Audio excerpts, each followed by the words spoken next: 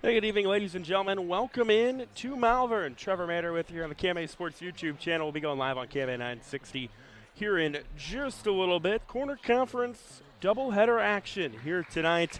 Fremont-Mills and East Mills going to square off in an early season conference clash. Looking forward to it. And we start things with the girls' battle here tonight. East Mills comes in 3-1 on the year, suffered their first loss of the season last night when they took on Woodbine. Meanwhile, Fremont-Mills 2-1, a little more rested than their counterpart East Mills. Their last game was on Friday night, which was a win over Essex. Their lone blemish of the year was a loss to Logan Magnolia last Thursday. Fremont-Mills, the away team tonight under the guidance of head coach Brett Weldon. They're going to roll with Tegan Ewalt, Macy Mitchell, Malia Moore, Izzy Weldon, and Ellie Switzer as the starters. For East Mills, 3-1 under the co-head coaching duo of Matt Thornburg and Alexis Marino. They've got Mia Goodman, Emily Williams, Aspen Krause, Maya Urban, and Natalie Goodman. A handful of multi-sport standouts for the Wolverines, who started the year a dominant win over Red Oak, a dominant win over Diagonal, a dominant win over Riverside, and then, as I mentioned last night, suffered a 66-46 defeat at the hands of Woodbine. This is one of two video broadcasts we've got for you here tonight. Derek Martin is in Red Oak for Shenandoah taking on Red Oak. Kip and TJ Young have the call of that one on KMA FM 99.1 and on the KMA Sports YouTube channel. We thank you for joining us here tonight. We had a fun week last week in the first week of the basketball season, and we are only getting started. It's another fun week this week with these two games tonight. We've got a doubleheader on Friday night. We'll actually be back here on Friday night. Stanton will be in town to take on East Mills, and then I'll be in Council Bluffs for St. Albert and Lewis Central. And then our first wrestling broadcast of the year comes your way on Saturday as well.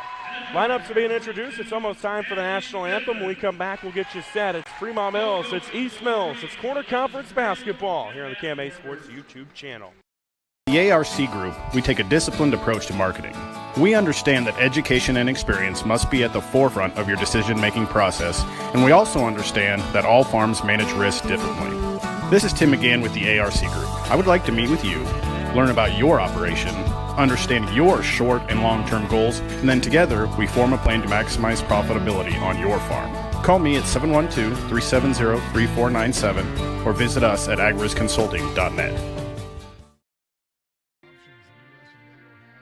Seeing is believing. That's what you'll hear from customers that choose Barrett Auto Center of Glenwood time and time again. Barrett customers come in for vehicles and service work, but they come back for conversation and honest advice. They want one of the largest pre-owned and fully serviced inventories in KMA land, and they return when they've gone elsewhere and it just isn't the same. See and believe for yourself how little differences add up to a better car buying experience. Come back to Barrett's and Barrett'sAutoCenter.com.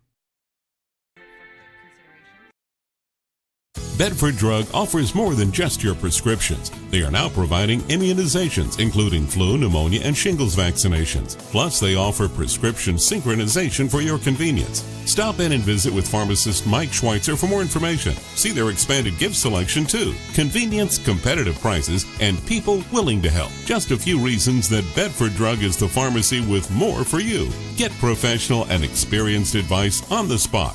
Bedford Drug on Main Street in Bedford.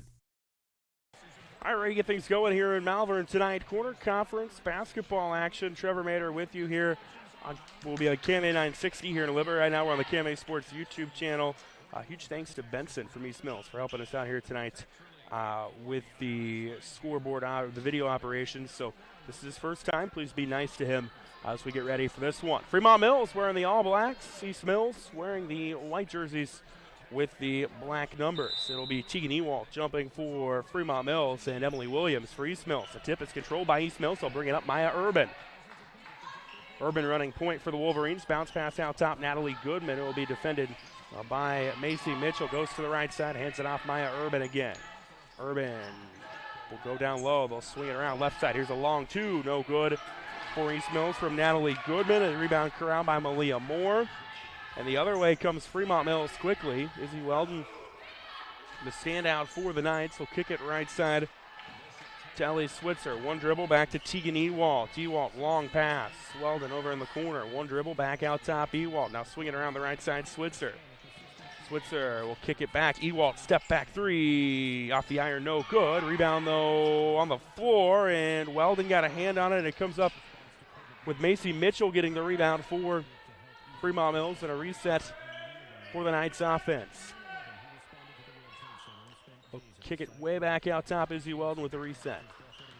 1 minute's gone by, no score so far. Switzer dribbling right to left. Out top to get it came Macy Mitchell. She quickly dumps it back to Izzy Weldon, who will go all the way to the left side with Tegan Ewald passing the lane, deflected and into the hands of Mia Goodman. So the first turnover for Fremont-Mills, and East Mills will push it up across half court. The Wolverines 3-1 on the year.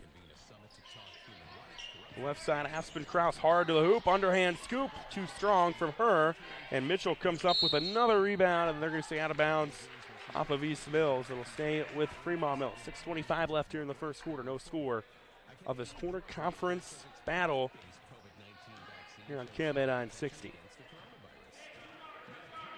Fremont-Mills will bring it up and across with Izzy Weldon. Weldon, far right side, Mitchell. Back out top, Weldon. Kind of faked a pass, goes back to Mitchell. Mitchell along two, no good. And that rebound is won by Mia Goodman. East Mills will bring it up and over. And they go in the paint and hard to the hoop with a left-hand shot left long as Emily Williams finds her own rebound, though. And here's a long three that is good from Aspen Krause, who knocks it down, and East Mills strikes first with an early 3-0 lead here in the first quarter. Fremont-Mills quickly bringing it back up the other way. Long two, no good. Rebound chased down and won by East Mills. 3-0 our score here in the early stages of this one. Tough shot is good on the hook from Emily Williams to make it 5-0 our score. And they'll bring it across with Fremont-Mills.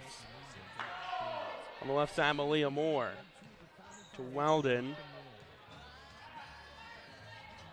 Weldon, couple dribbles, goes right side. Switzer thought about the three. Instead, he'll go back to Weldon on the right wing. Weldon back to Switzer. A little two-man game going on between those two right now. Now Weldon launches a three that's off the iron. Short rebound by Emily Williams. And East Mills will bring it up and over. 5-0, 4:54 left here in the first. A triple, no good from Maya Urban. And another rebound for Macy Mitchell. I've got that as her third of the night. Ewald, not sure if it was a pass or a shot, but ends up in the hands of Mitchell. We'll go right side, Switzer, who is walking the baseline. She'll go down low. Ewald passes high, stolen away by Natalie Goodman for East Mills, and they'll bring it up and over. Urban, down low, Williams, kind of an errant pass. Williams one-on-one with their defender, leaves a shot short. It's rebounded, though, by East Mills. Coming up, that one was Aspen Krause. Put it on the floor. Weldon chases it down and gets the steal, and then we get a whistle.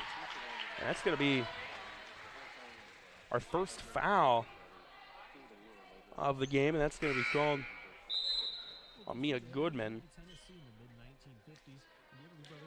First for East Mills as well. And we'll see some substitutions for Fremont-Mills. Looks like Ellie Switzer comes out for the Knights. 5-0 East Mills, 4:08 left here in the first quarter. They'll go right side. Well, Fremont-Mills now back out top. Weldon. Looks like it's Riley Ewald into the game for FM. Long pass is too high for Malia Moore, and it's a turnover. Assessed to Fremont-Mills, and East Mills will get it back, and East Mills will now bring in a substitution. They're going to bring Jenna Thornburg in. Natalie Goodman will get a little bit of a breather. This is an East Mills team. They only stood up 9, according to Varsity Bound. The inbound stolen by Ewald. She was close to the line, tried to throw it off a Wolverine, but there was a whistle before, and that's because they're going to get Aspen Krause with the foul. The second for East Mills in this first quarter.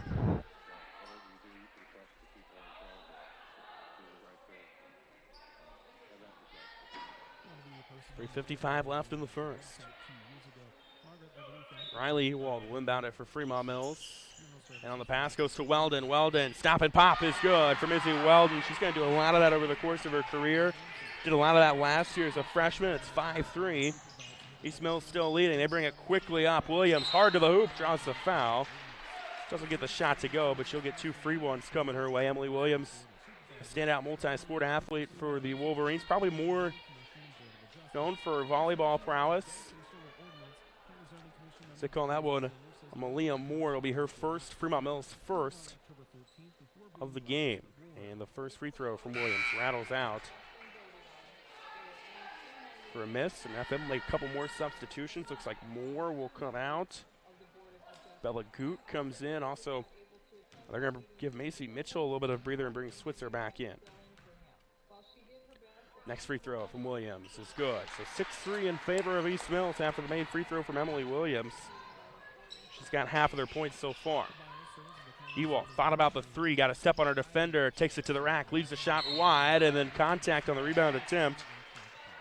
That's going to be a foul on East Mills. And that's on Mia Goodman. That's her second of the first quarter, third for East Mills in this game. And East Mills going to likely bring Goodman out, probably, if not for the remainder of the quarter, for a nice little chunk, as Natalie Goodman will check back it in. Natalie Goodman comes in, Mia Goodman comes out for the Wolverines. East Mills still has the basketball. Riley Ewald thought about a three. Instead of kick it back, and then dribbling it off her foot was Bella Goot. And they're going to say, no, it was actually off of East Mills. Ooh, I thought that looked like maybe Goot just bounced it off her foot and it rolled out of bounds, but they're going to give them the benefit of the doubt and say that it stays with Fremont-Mills. Ewald in the post, blocked twice, gets the board after she plucks it away from Williams, and she'll try to reset. Weldon swinging around Switzer. One more pass, Ewald, corner three, no good, and Emily Williams that time goes sky high for the board and draws the foul in the process. So second chance opportunity for Fremont-Mills comes up empty, and they're going to call Bella Goot with the foul on that one. That's her second. Her first, FM second, I should say. 6-3 East Mills, 3:08 left here in the first. Then bring a little bit of pressure on the inbound. Emily Williams will bring it up and over. Now they'll go down low to Thornburg. Thornburg, couple dribbles, kicks it back out. Left side, Aspen Krause. Lots of contact, they call the charge. Bella Goot was there to draw that, and Aspen Krause gets dinged with her second foul of the evening and fourth for East Mills in this game. Weldon will bring it up and over.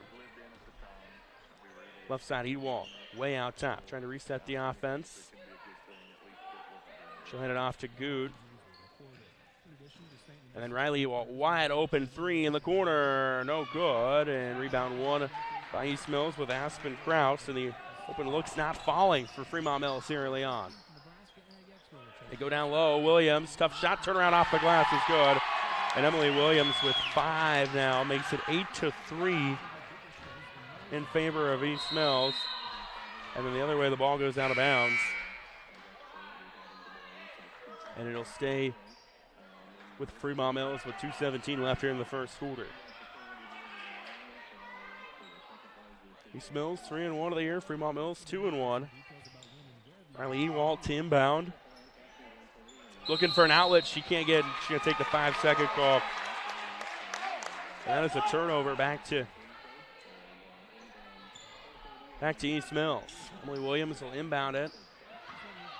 Gets it on the inbound, will bring it up across. Williams out top. Reset to Maya Urban. Urban gets a high screen from Williams. Williams then cuts, passes a little bit behind her. She's trapped in the corner and then trying to kick it back out top. Goodman, loose ball on the floor. Last touch by East Mills. Possession arrow goes to Fremont-Mills, and they'll bring some substitutions in. Bella Goot comes out. Macy Mitchell comes in. Looks like we're going to get timeout on the floor. We'll take it with them. 1:56 left here in the first. It is 8-3. East Mills leading Fremont-Mills here on KMA 960, KMA Sports YouTube channel. For over 25 years, Chat Mobility has provided you the latest technology, competitive prices, and a nationwide high-speed network. Though important, we're a whole lot more. We serve your hometown communities, sponsor your local chambers and events. It's our goal to work hard while giving back to those who graciously support us. At Chat Mobility, our interests are much deeper than providing great service. We're just committed to serving you. To learn more, see us at chatmobility.com today. Well, East Mills out to an early 8-3 lead on the KMA Sports YouTube channel. Trevor Matter with you. Corner conference basketball action here tonight. Fremont-Mills basketball coming out of that timeout, and they'll go far right side. Izzy Weldon. Weldon, one dribble, kicks it back out top. Riley Ewalt. Now Moore, hard to the hoop, off the glass, no good. Trying to get the rebound. It's won by Williams, and she hits the deck. There's going to be a foul on that one. Emily Williams has made her presence known so far tonight. 5 points, 4 rebounds. So they get that foul on Macy Mitchell. It's going to be her first. It's the fourth team foul. Third team foul, rather, on Fremont-Mills. Thornburg races it across. Will kick it out to Natalie Goodman. Goodman long, two, off the glass, short, into the hands of a Fremont-Mills defender, and they'll bring it up with Izzy Weldon, who then kicks it out. Here's a three, no good from Fremont-Mills, and rebounded by East Mills. And coming up with that one was Kylie Barrett, who's into the ball game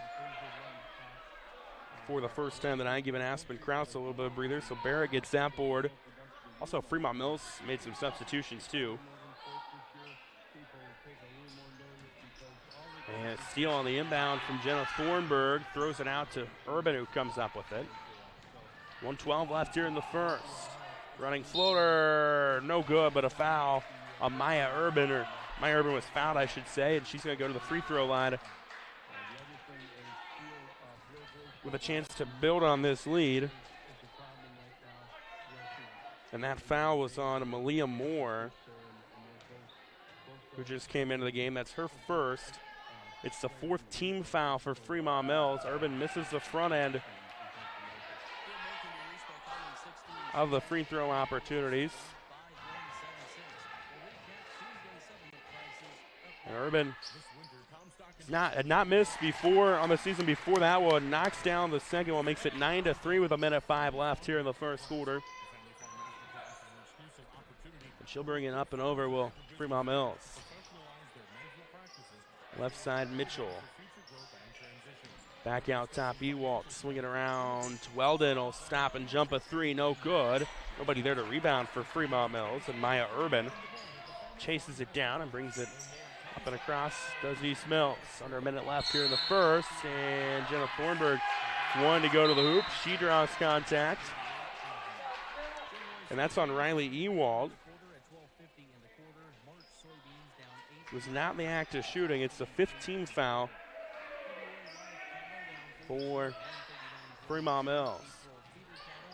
On the inbound, kind of an errant pass. It's on the floor. They're going to call jump ball. They will. And the possession arrow stays with Fremont-Mills. Or East Mills, rather. 37 seconds left here in the first quarter. East Mills on the inbound. Williams with it to the hoop. Can't get it to go. Loose ball on the floor, and I think another jump ball. This time it's going to go to Fremont-Mills.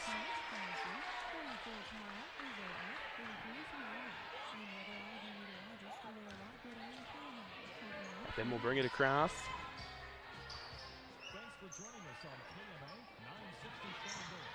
Ewalt.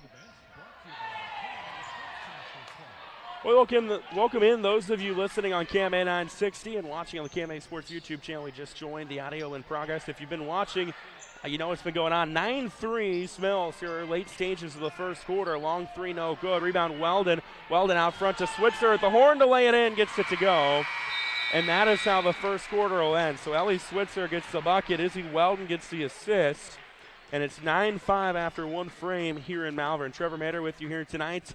Again, a KMA 960 KMA Sports YouTube channel. We're going to take a real quick 30-second break. When we get back, we'll kind of recap some of the stuff that's gone on so far here tonight in Malvern. Looking for unlimited super fast internet you can always rely on? Look no further than FMTC's fiber internet. With so much relying on your internet these days, you need a connection you can trust. You can work from home, video chat, stream your favorite TV shows, and more without worrying about the stability of your internet. You could have what everyone else wishes they had. Your connection to the world, FMTC. Well, we played one here in Malvern tonight in this corner conference battle. Trevor Mader with you here on KMA 960, KMA Sports YouTube channel. 9-5, East Mills leading Fremont-Mills. We go to the second. East Mills scored the first 5 points of this game. They've got 5 points from Emily Williams, who's also hauled in 4 rebounds as well tonight. Fremont-Mills did get a layup from Ellie Switzer at the buzzer to cut this down to a 4-point game. East Mills basketball to begin the second quarter. We'll bring it up and over with Natalie Goodman. Now with it for East Mills, Emily Williams. They'll go back to Goodman. Trying to get something going in the post. They swing it down low. Urban, ball is on the floor, able to get it to Williams through all the hands. And now here's a three, no good for East Mills, and a rebound by Ellie Switzer. I believe it was Maya Urban rather on the three-point attempt from Fremont-Mills, or from East Mills, that FM was able to track down.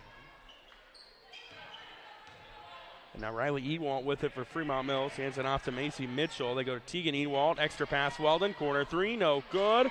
Good positioning, Tegan Ewalt, rebound and one for Ewalt. And just like that, it's a one-possession game. With Tegan Ewalt, a standout athlete for the Knights with a chance for the old school three-point play. They call that one on Maya Urban. It's her first. It's East Mills' fifth.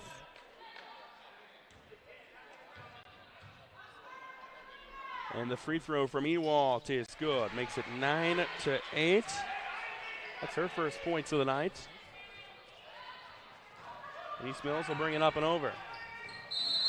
And traveling with it on the return was Aspen Krause, and it's a turnover back to Fremont-Mills. A little 5-0 run here for the Knights. Has them right back in this. Izzy Weldon running point. Long pass over to Goot, who's back into the game. She'll go to Switzer. They swing around the perimeter. Weldon. Here's a bounce pass to Mitchell. Back to Weldon. Weldon will just take it to the rack. Underhand layup left short. Rebound on the floor. Won by Emily Williams. Had a run out opportunity. Slows it down a little bit and then finds a open Aspen Krause, who leaves a shot short. And it's rebounded by Macy Mitchell.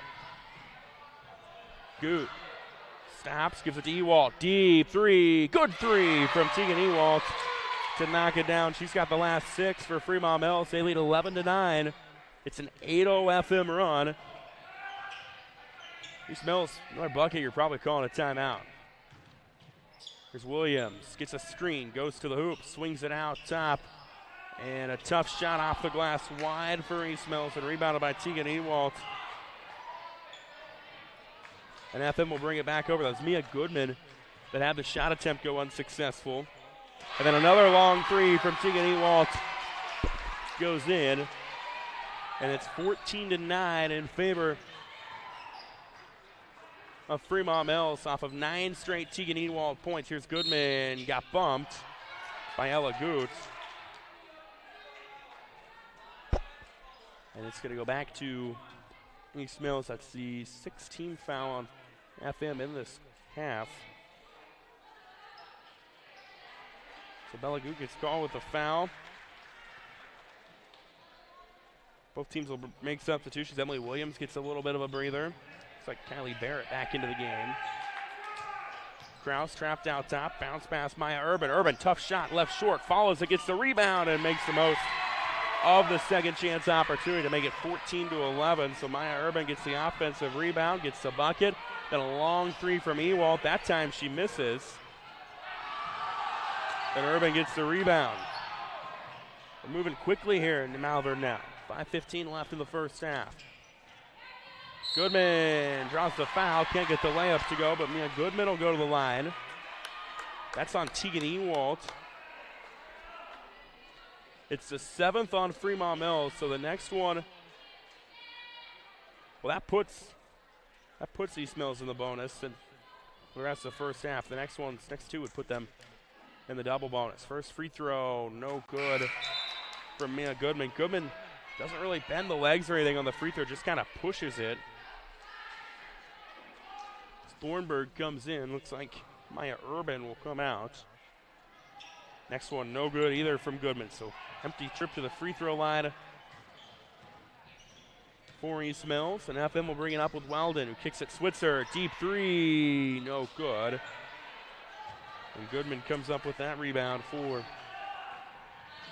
East Mills with 4:57 left here in the first half.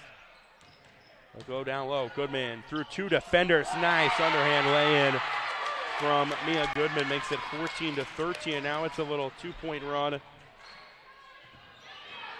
5-point run for East Mills. And then Weldon dribbled through the defenders, left the shot short.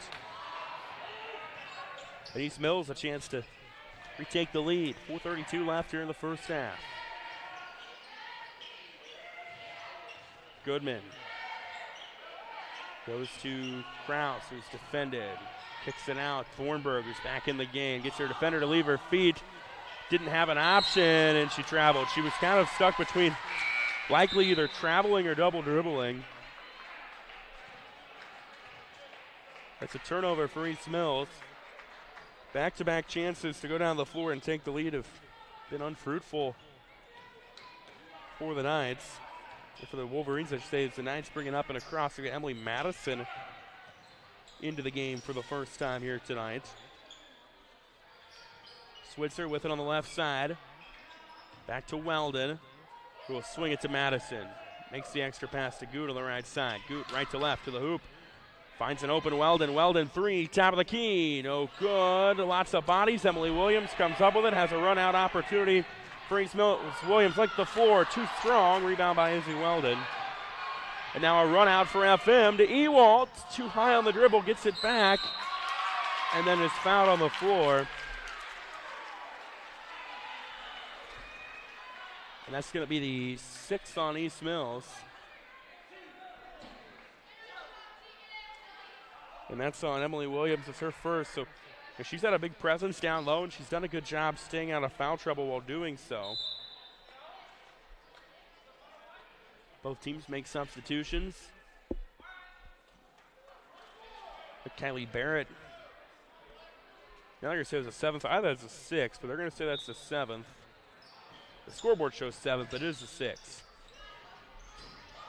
On the inbound, FM with it, Weldon. Ewald, contested three, wide and into the hands of Maya Urban for the rebound for East Mills. And then Aaron pass. Weldon tried to trace it down. No avail on that one. And it stays with East Mills. 3:22. Urban will now find Williams, who gets by her defender and lays it in. And if you're just tuning in, we apologize. We lost the video feed for a moment there. Emily Williams gets her 7th points of the night, gives East Mills a 15-14 lead here in this corner conference battle. And then hard on the floor goes an FM offensive player. Look to be Riley Ewald. They're going to say it was out of bounds off of FM. It'll go back to East Mills. FM will make some more substitutions. We'll try to get those sorted out for you. And also a little bit of pressure on the East Mills offense. Thornburg brings it up and over. Thornburg running point for the Wolverines with 2 left here in the half. Urban to Williams, who will square up from downtown. Banked it wide. Urban, though, there for the board. Off the glass, no good. Williams, second time, no good. She'll go to the line, though. So we'll see if the offensive rebound opportunities are fruitful for the Wolverines this time. That's the 8th one on Fremont-Mills, and that's on Ellie Switzer. It's her first. So Emily Williams knocks down the first one. She's got 8 points on the night, makes it 16-14 in favor of East Mills. Williams coming into the night was 72.7% from the charity stripe. Boosts that percentage probably a little bit with back-to-back makes there. She's now got 9 of the night, make it 17-14. Riley Ewald stepped on the baseline and was fouled while doing so, though. Looks like they're going to say she was. And so They call the foul on Emily Williams. It's her second. It's going to put Riley Ewalt at the free throw line for a one-on-one opportunity. And Coach Marino and Coach Thornburg going to give Emily Williams a little bit of a breather here. Maybe just make sure she doesn't pick up a third foul before the break. Ewalt's front end, no good. Tegan Ewalt, though, got the rebound. Can't get the shot to go on the putback, and then a jump ball with the possession arrow going to East Mills. So that essentially works as a turnover for the Wolverines. So they get it back with 1:40 left. Out of bounds, stays with East Mills. 1:37 left here in the first half. 17-14. East Mills scored the first 5. 8 of the first 11. FM went a little bit of a run. An 11-0 run got up to 14-8 since then. It's a 9-0 East Mills run to make it 17-14. Thornburg stop and jump from the free throw line. It was deflected. Here's a run out for FM. Ewalt to Ewalt is successful. Give Tegan Ewalt the helper. Give Riley Ewalt the first bucket of the night for her. And it's down to a 1-point game at 17-16 with 1:15 left in the first half. Now Steele Weldon. Another run out to Ewalt. Left short. That time it was Tegan Ewalt missing the shot. Natalie Goodman got the rebound for East Mills. 1 minute remaining here in the first half. Thornburg picks up her dribble. Got it to Barrett, who's kind of trapped up top. Got by the defenders, but she traveled in the process. So a turnover for East Mills. Goes back to Fremont-Mills. 52.1 seconds left here in the first half. 17-16. East Mills leading Fremont-Mills. Weldon, Switzer, left side Ewalt. Back out top, Weldon, 3, no good. Ewalt though, rebound, Ewalt, lots of contact. They let him play through. And it's rebounded by East Mills. Thornburg one-on-one, off the glass, no good. Rebound by Mitchell. And then a foul called on East Mills, and that's going to be on Kylie Barrett. It's the 8th team foul for East Mills. Barrett's first, and looks like Macy Mitchell going to be the free throw shooter for Fremont-Mills. They'll bring Bella Goot in, or they want to bring Bella Goot in, but she's going to come in for the shooter, so they'll have to wait. 17-16, East Mills leading, 24.5 seconds left here in the first half. Now we're tied at 17 after Mitchell knocks down the first one.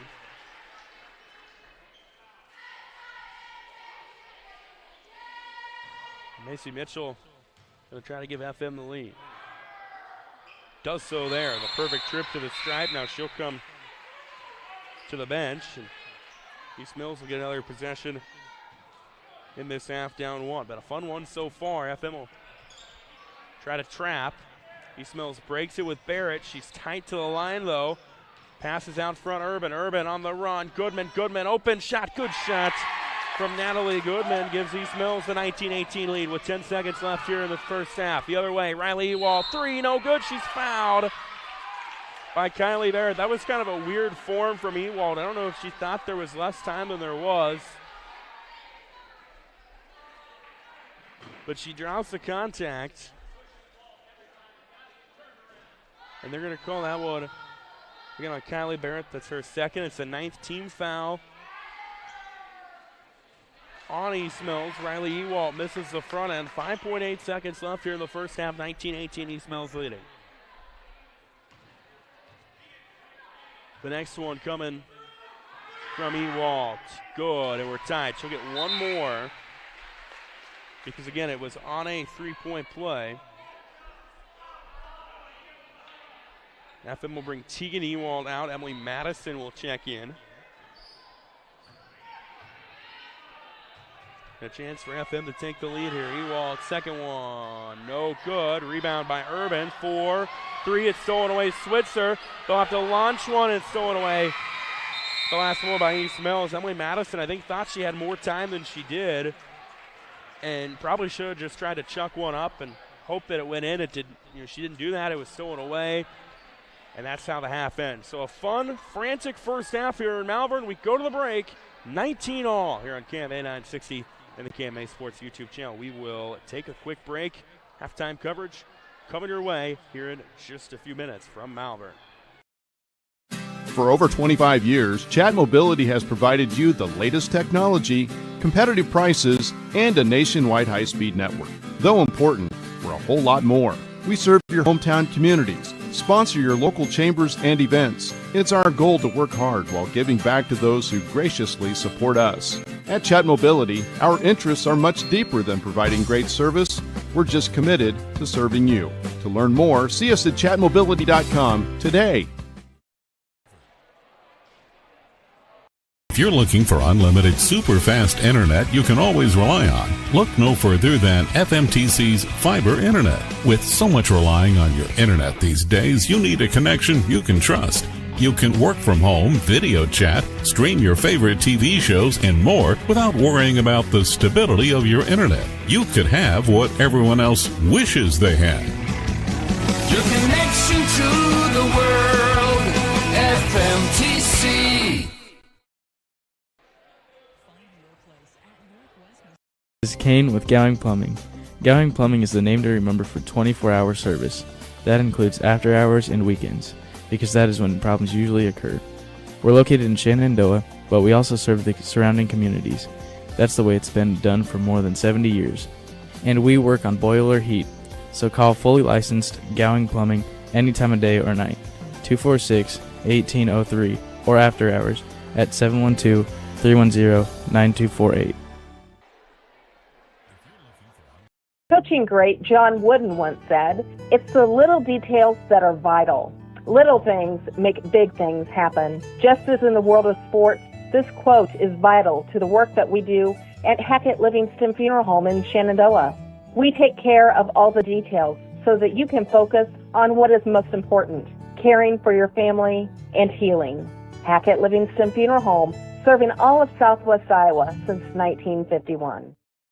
We're at the break here in Malvern. It is as close as it can be, 19-all here on KMA 960 KMA Sports YouTube channel. Trevor Mader with you here tonight. Huge thanks to Benson from East Mills for helping us out with the video stream.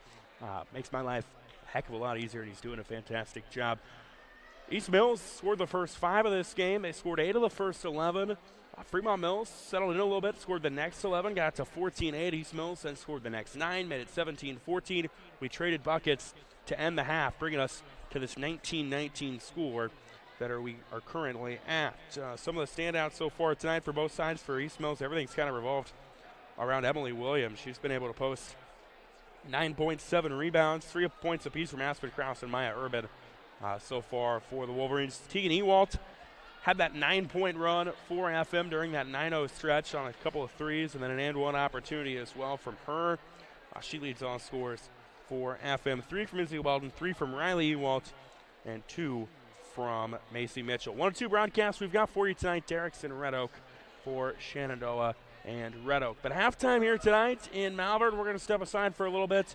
We're going to hear today's sports feature with Riverside head wrestling coach Casey Conover. His team hosting their tournament on Saturday. You can listen to that on KMA FM. You can watch that on the KMA Sports YouTube channel. We're looking forward to that. So let's hear that interview. When we come back, we'll get you set for the second half of East Mills, Fremont-Mills girls basketball here on KMA 960.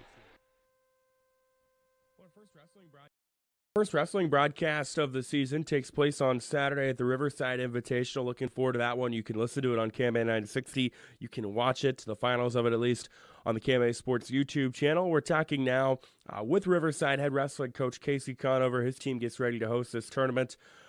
Coach, I know you guys are excited for this week, as you always are. Going to be a fun tournament, a lot of good teams. We'll talk more about that in a moment. But first off, what have been kind of the thoughts with your team early on in the season now that we're a week into the 2021-2022 wrestling year? I feel our team has came out and it competed well. I think pace, matches are good. I think we've done a nice job with that. Our attitude's been really good on that. So we're a pretty young team this year, so having Jace Rose and Nolan Moore and Brock Comstock, all my 3 seniors, they've done a nice job kind of helping the young kids along.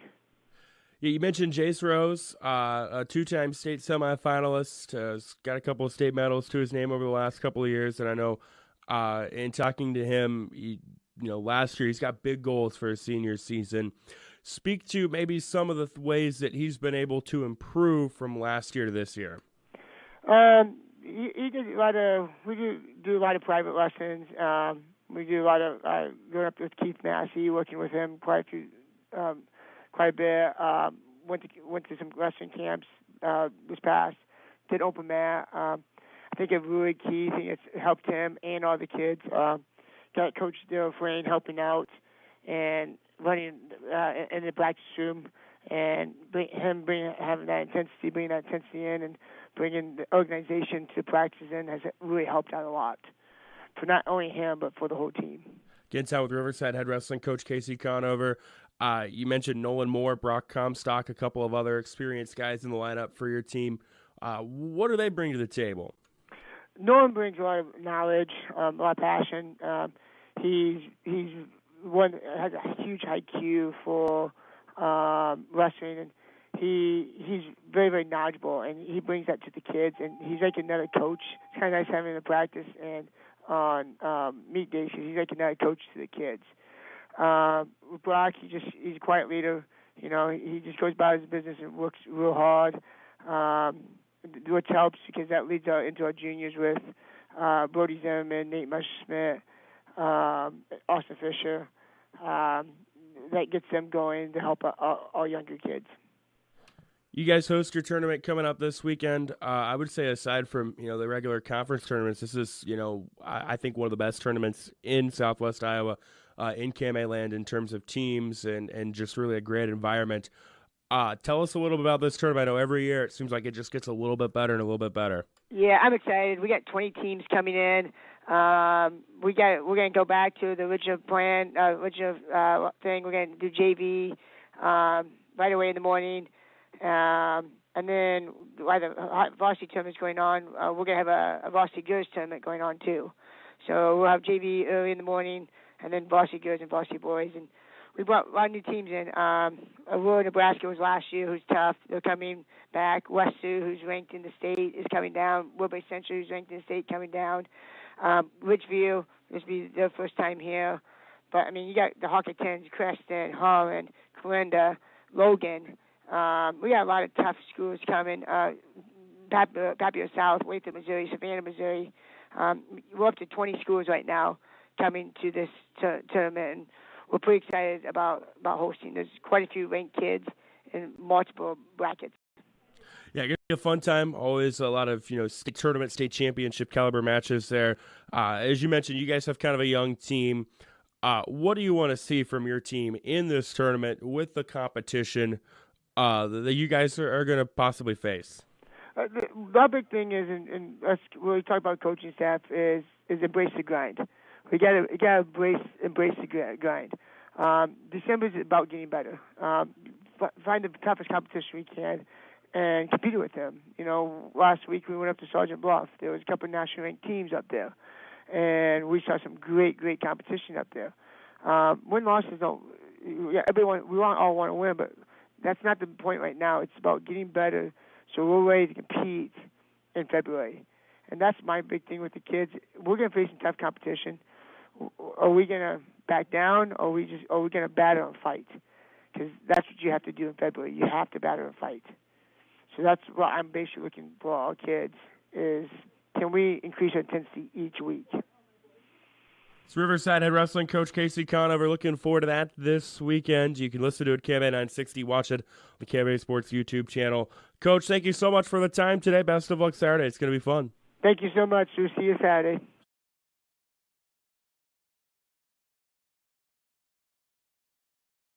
If you're listening on KMA 960, KMA Sports YouTube channel, 19 all as we go to the third quarter here in this quarter conference battle. Quarter conference, always a fun time. What it might lack in terms of numbers, it never lacks in terms of entertainment. You look at the quarter conference this year, Stanton, a very talented group. East Mills has been impressive early on in the season. Fremont-Mills, a couple of standout underclassmen. And then Sydney, a team that is always playing much better by the end of the year. It's going to be fun to watch this conference throughout the year. And, of course, kind of the peak of that is the Corner Conference Tournament in late January. It's FM basketball to begin the second half. Looks like they're going to roll with their starters on the floor. Here in this one, FM 2-1, East Mills 3-1. We're underway. Mitchell with it out top, goes to Weldon. He'll go in the lane to Moore, who went back to Mitchell. The long pass Switzer to Ewald, who was kind of the player for the Knights in the first half. Trying to get Weldon going maybe a little bit offensively is Fremont-Mills. Not able to do anything yet. FM being a little patient here offensively. And now Weldon, corner three, good. They waited for the shot they wanted, and Izzy Weldon buries the triple. It's her 6 points of the night now, and it's 22-19. East Mills the other way. Urban running floater off of iron, too strong. Rebound won by T and Ewalt for East Mills, for Fremont-Mills. So now a run-out opportunity for FM. Weldon to Ewalt. Hands it off to Mitchell. Pass was deflected, stolen away Emily Williams. Williams a run-out opportunity, underhand, lays it in. And put Emily Williams in double figures here tonight. After the swipe of the bucket, makes it 22-21 Fremont-Mills here early stages of the third quarter. Mitchell back to Ewalt on the left wing. Ewald will try to reset the offense, just hands it back off to Mitchell. Mitchell picks up her dribble, has to get it to Switzer, tried to go back to Mitchell, was deflected by Williams. They go down low, Ewald, tough shot, too long. Rebound Moore, no good, and Emily Williams comes up with the rebound off of that, and here's East Mills the other way, trying to take the lead. Aspen Krause with it, goes to Urban. Urban through the trees, tough shot, off the glass, no good. Got her own rebound, it was blocked, got it back again, now the ball's on the floor. And then stolen away by Ewald after a pass, so another second chance opportunity, unsuccessful for East Mills. And FM bring it up, hold on to a 1-point lead with 5:47 left here in the third. Ewald gets it to Mitchell. Moore back to Mitchell on the left elbow. East Mills trying a little man action maybe. So here's Mitchell. We'll go to Ewald. Looks like they're running a zone. The way they were kind of guarding Weldon for a moment, maybe they wanted to go some man and travel by Ellie Switzer. It's a turnover, so a long possession, no points for the Knights. East Mills gets it back, and FM, they're playing man, at least on the inbound. And East Mills gets it across the timeline with Williams. Williams goes back to Urban. Urban pass to Goodman, too strong. Rebound Ewalt.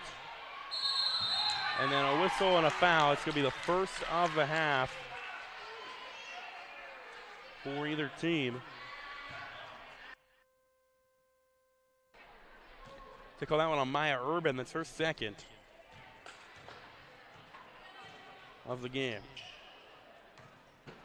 So FM brings it up and over. Ewalt to Switzer. Pass deflected. They wanted to go to Weldon. It's stolen away by Williams. Now here's Natalie Goodman. Will dribble in off the glass. Too strong on the runner. Williams' putback was deflected, but Natalie Goodman comes up with it. And now Williams will square up from downtown. It's no good, and that time Izzy Weldon corrals the board for Fremont-Mills. 4:37 left here in the third. 22-21 FM. Weldon will go to Switzer. Goes right side Ewald, back to Switzer.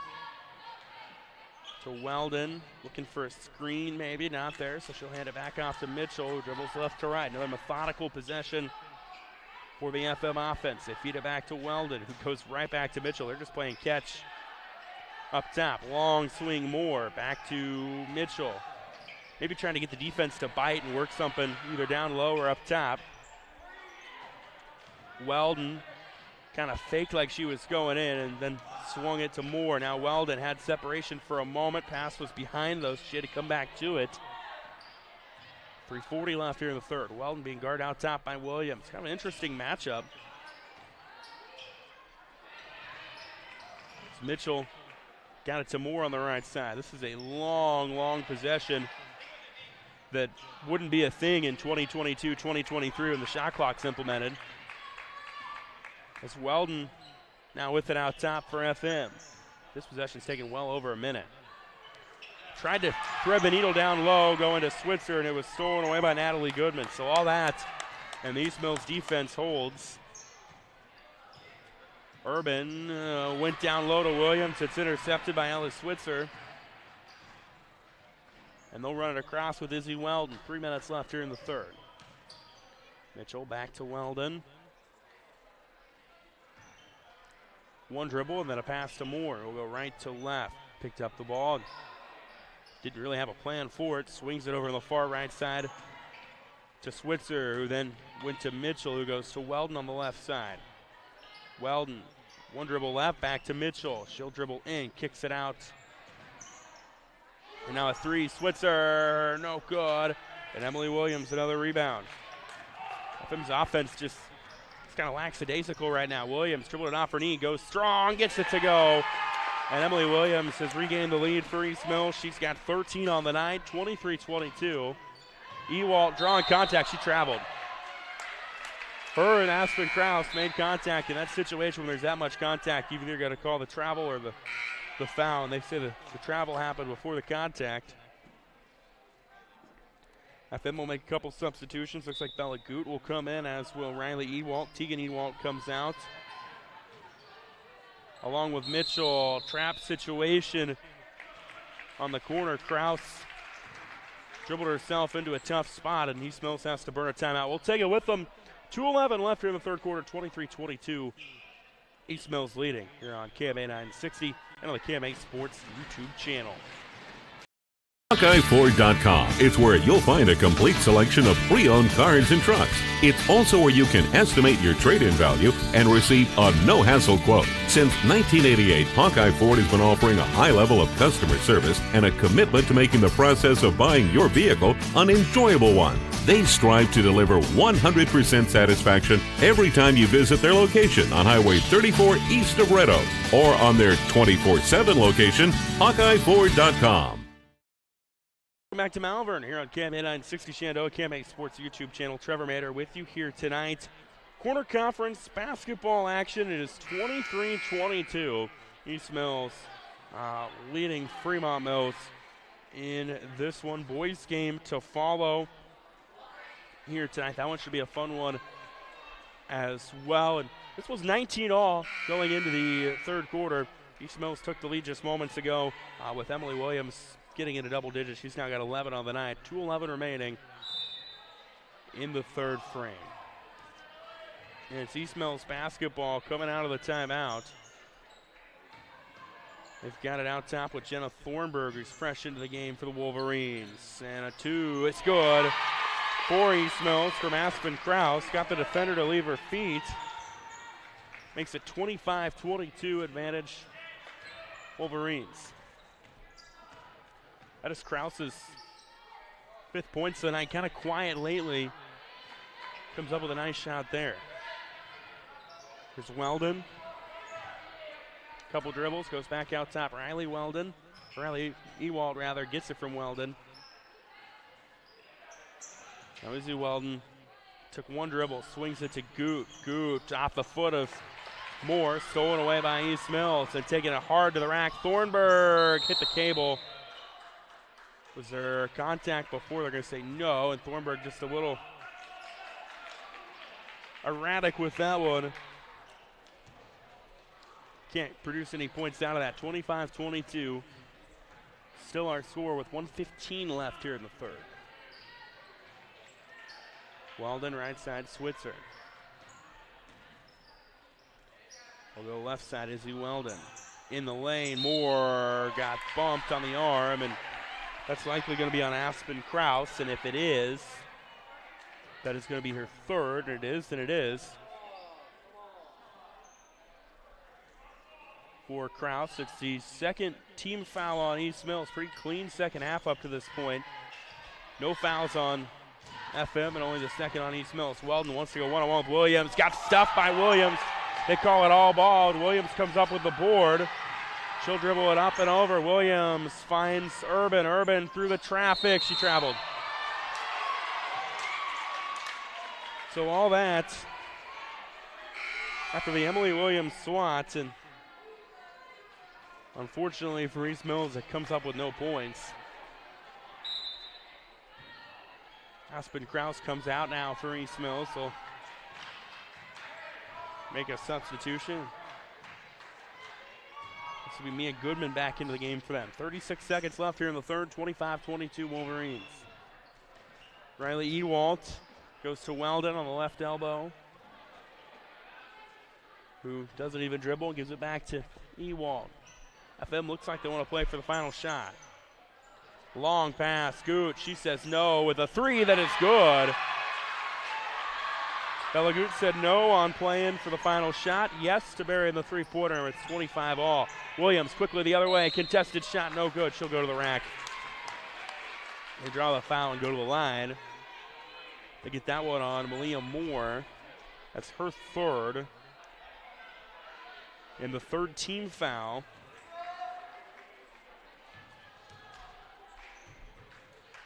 First team foul on Fremont-Mills is Williams. Knocks down the first one. Third total team foul is where I was trying to go with that. Emily Williams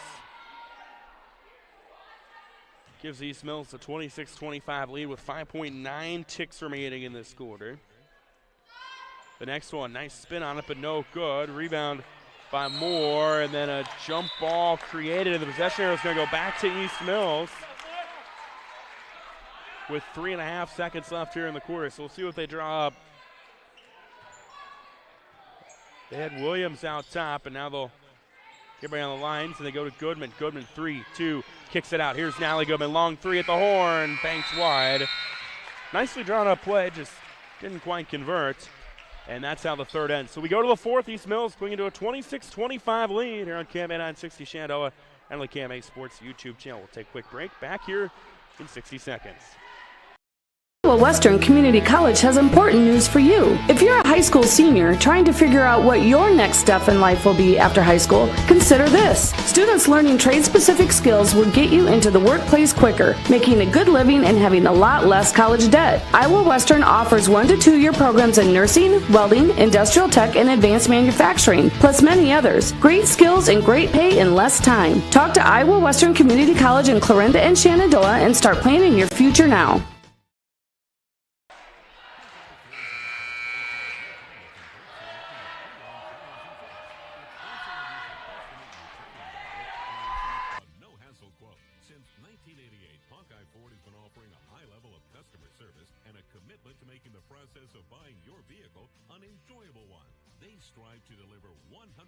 Satisfaction every time you visit their location on Highway 34 east of Red Oak or on their 24/7 location, HawkeyeFord.com. Well, we go to the fourth here in Malvern. It is 26-25. East Mills leading Fremont-Mills. KMA 960 KMA Sports YouTube channel. Fremont-Mills basketball to begin the fourth. Weldon, three from the corner, in and out, no good. Rebound by Maya Urban. And East Mills a chance to maybe add on to their lead here. Williams with it, being guarded by Tegan Ewalt. She wants to go to the hoop, off the glass and one. Emily Williams went with the left hand, knocks it down, and it's 28-25. She's got 16 on the night now. As they get that one on Tegan Ewalt, that's her second.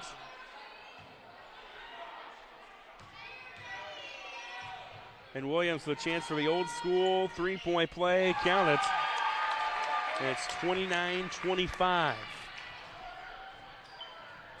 Weldon brings it up and over.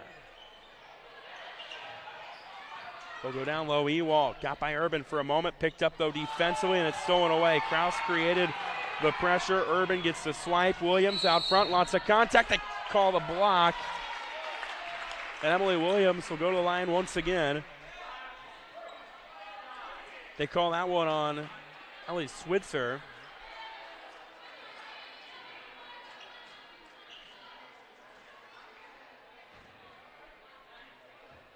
And Williams with 17 on the night. Can't make an 18 on that one.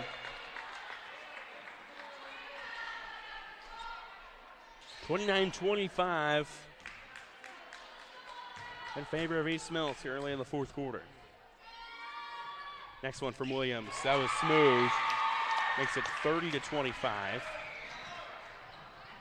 She's now got 18. It's a little run here. It's 6-0 run for East Mills. Mitchell kind of erratic with it and gets called for the travel. Yeah, she not gonna do yourselves any favor when you kind of get that reckless. And Macy Mitchell gets called for she's going to get called for a travel or a double dribble. They say travel, and East Mills gets a back up 5. Chance to really put the pressure on FM if they can find a bucket here. They're trying to post up Williams down low. Right now, Mia Goodman has it. She'll swing it left side. Natalie Goodman wants to take it in. Go back out top, though. Aspen Kraus back to Goodman. Goodman right to left. Stop and pop. Triple left short. That from here looked like it had a shot. But Tegan Ewalt comes up with the board for Fremont-Mills, and the Knights need a bucket somehow. Here's Ewalt. Deep 3. Airballed. And it's off of Switzer, out of bounds. Can't blame Tegan Ewalt for taking that. She's no stranger to knocking those down. She knocked one like that down earlier on tonight. Just didn't have enough juice on it. And it goes back to East Mills. So inbound it to Williams, who gets it to Urban, who brings it up and over. Urban lost control of it, just kind of punched it to Goodman, who goes to Williams. Williams will kick out. Here's a 3. Left short by Kraus. And rebounded by Tegan Ewalt for Fremont-Mills. Loose ball on the floor. Ewalt and Urban fighting for it. Ewalt got it back, and a reset for FM with exactly 6 left in this one, down by 5. Riley Ewalt goes in the paint to Tegan Ewalt. Here's a 3 switcher. They need it. It's left short. Rebound, though, Moore. Back to Weldon. A 3. Short again. Moore rebound again. Hitting the deck. Riley Ewalt 3. No good. Another offensive rebound. That time Ellie Switzer comes up with it. Weldon, kick out. Here's Malia Moore, a triple. Bang! 4 offensive rebounds set that up, and Malia Moore picks an ideal time for her first points tonight. And then a steal by Riley Ewalt on the inbound, and she is fouled. And she will go to the line with a chance to potentially tie this game. And that's on Maya Urban. Be her 3rd of the game. 3rd team foul on East Mills in this half. Ewalt's first one off the iron, flat, no good. So they won't tie it on this possession. Although they could cut this down to a 1-point game. 30-28, East Mills clinging on to a lead. Ewalt doesn't get either one of them. Rebound loose on the ground. Barrett hit the deck. They're going to call the push on Ewalt, who was trying to chase it and create the jump ball. Doesn't get the benefit of the doubt on that one. So an empty trip to the free throw line for East Mills. So FM will trap. Goodman brought it up. It was deflected. Loose ball again. It's safe, though, in the corner for a moment by Mia Goodman. They're going to say it was out of bounds off of Fremont-Mills. These last couple of minutes have gotten kind of hectic, and now East Mills wants to call a timeout and talk things over. 30-28 they lead with 5:10 left here in regulation on KMA 960, Shenandoah, KMA Sports YouTube channel. When buying insurance, finding protection closer to home is always a great choice. Legacy Mutual Insurance in Clarinda is a local company and has served communities in Southwest Iowa since 1870. We have independent agents ready to help you with your farm, home, and auto coverage. Go to our website at legacymutualia.com for a complete listing of our agents. For over 150 years, your family's needs and success have been our priority. That's our legacy at Legacy Mutual Insurance. Well, East Mills clinging on to a 30-28 lead with 5:10 left here in this one. Trevor Mander with you on KMA 960 Shenandoah, KMA Sports YouTube channel. It is East Mills basketball coming out of the timeout. They'll bring it across with Natalie Goodman running point for the Wolverines. Goodman goes to Mia Goodman. Takes a couple dribbles left. Now goes to Williams. Off a screen. Williams, a three. She's with a hot hand tonight. It continues. Emily Williams gets over 20 with 21. Pushes it back up to a 5-point lead at 33-28. Moore. Pass behind Riley Ewald. Ewald comes back to it. They go back to Moore. She just hit a 3 moments ago. Here's Tegan Ewald. Kicks it back out. Riley Ewald. To Moore. Moore, open three. They need it. It's well long. Rebound in the corner. Won by Switzer. Looking for an outlet. Coach Brett Weldon going to have to call a timeout. And we will take a quick 30 with them here on KMA 960 Shenandoah. 4:26 left here in regulation. 33-28 East Mills. Since 1892, Malvern Bank has been building community from 404 Main Street in Malvern, Iowa. For generations, Malvern Bank has been serving local businesses, families, and farms to help them achieve their goals in every step of their lives. From saving for college to planning for retirement and everything in between, Malvern Bank is your full-service community bank. Call, click, or stop in today to apply for an account, loan, or credit card. Malvern Bank, we build community. Member FDIC, Equal Housing Lender. Welcome back to Malvern here on KMA 960, KMA Sports YouTube channel. Trevor Mader with you here tonight. This quarter conference battle has been as good as advertised. East Mills clinging on to a 33-28 lead over their quarter conference counterpart, Fremont-Mills. It's been a back-and-forth game. We were tied at the half. East Mills took a lead. It was a 26-25. It was a 1-point game going into the fourth. It's kind of stayed between a tie game and a 5-point game the entire way. FM got it down to 2. They had a chance to tie to the free throw line, couldn't convert. Emily Williams knocks down a tray. And now FM needed another answer, down 5 with 4.5 left. Here's Weldon. Thought about the 3, but it was guarded nicely, so she'll go to Riley Ewald. Ewald hard to the rack, spun by her defender, and one for Riley Ewald. Did a good job of finishing that one. And again, we're back down to a 1-possession game. And that's on Kylie Barrett. That's her third. East Mills will bring some substitutions in. Looks like they'll put Aspen Kraus back in. And Riley Ewald, who's got 5 on the night, can't make it 6. Weldon, though, gets the rebound. And they could tie it here. Tegan Ewald, 3, left short. Switzer trying to chase it down. They're going to say she stepped out doing so. Again, that was one from Ewald that looked like it was online. Just short, though, and East Mills hangs on to their lead with 4:08 left. FM took up some pressure defensively. Goodman on the bounce pass, lays it in. Emily Williams got it to Mia Goodman. That's the downfall of when you try to trap. Chances are they find the open player, they're going to have an easy bucket, and that happens there. Back up to a 5-point lead, 35-30. Macy Mitchell back into the game for Fremont-Mills. Switzer, left side, Weldon, down low. Ewald had to fight for it, off the glass, too strong. Bodies all over the place. And I think a whistle and a foul coming on Malia Moore. And it will be a foul on Fremont-Mills from Malia Moore. That's her 4th. So East Mills basketball up 5, 3:38 to go. They get it across. Goodman to Williams on the run. Williams to the hoop, finishes strong. She's got 23. It's 37-30. Ewald to Mitchell, back to Ewald. FM, they really need a bucket here with 3:15 to go. Switzer to Moore. Down low, Ewald, tough shots, rolls in. Almost rounded out, but it goes in. And then we're going to get a quick timeout taken by FM head coach Brett Weldon. We'll take a quick 30 with them here on KMA 960. 37-32 with 3:08 left here in Malvern. Nutrien Ag Solutions is your leading agricultural retailer of crop inputs and expert solutions. and they're your choice in the region for top-of-the-line products and customer service. When nothing short of the best is your standard, talk with Nutrien Ag Solutions in Westboro, Missouri, Coyne, Percival, and Essex, Iowa for fall application and products. Nutrien Ag Solutions, growing your crops and your bottom line.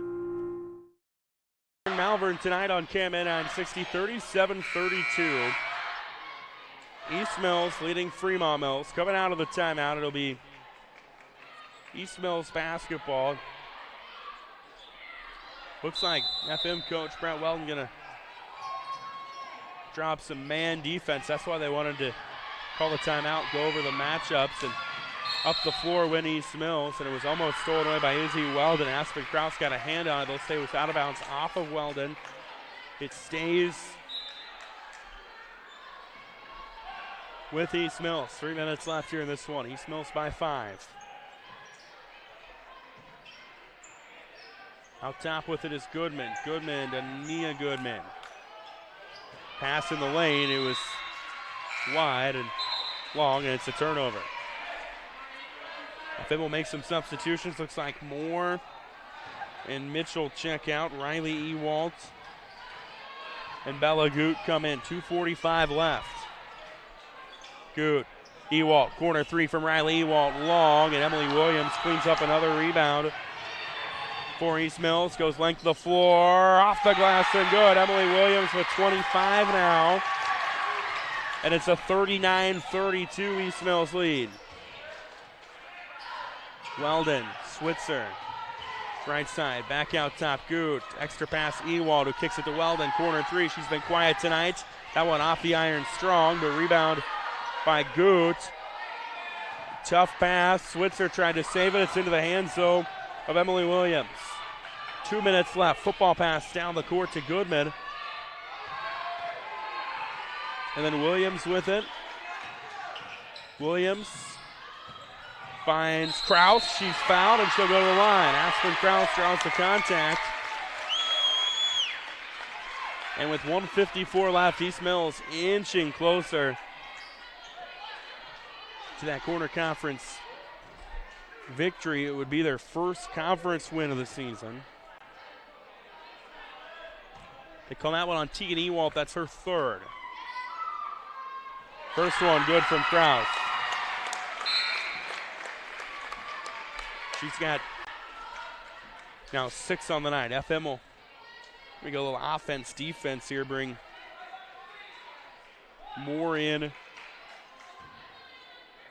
for Goot. 40-32. Next one, money as well from Krause. It's up to a 9-point lead. FM needs a lot of points in a little amount of time. Here's Riley Ewald, kicks it out Weldon. The Tegan Ewald pass was behind her, and Coach Brett Weldon calls a timeout. We'll take a quick 30 with a minute 44 left here on KMN 960, 41-32 East Mills. Trying to move on. Find your place at Northwest Missouri State University. From day one, experience a university like no other. In the classroom, you'll find career-ready academic programs and hands-on learning, not to mention championship sports teams and clubs. Find your passion and your people. Plus, textbooks and a fully loaded laptop are included in your tuition, with $19 million in scholarships and aid available. They also have a 97% placement rate. Visit nwmissouri.edu to apply today. Northwest Missouri State University, where Bearcats connect. To Malvern here on KMA 960 Shenandoah, KMA Sports YouTube channel. Trevor Manor with you here tonight. This corner conference doubleheader.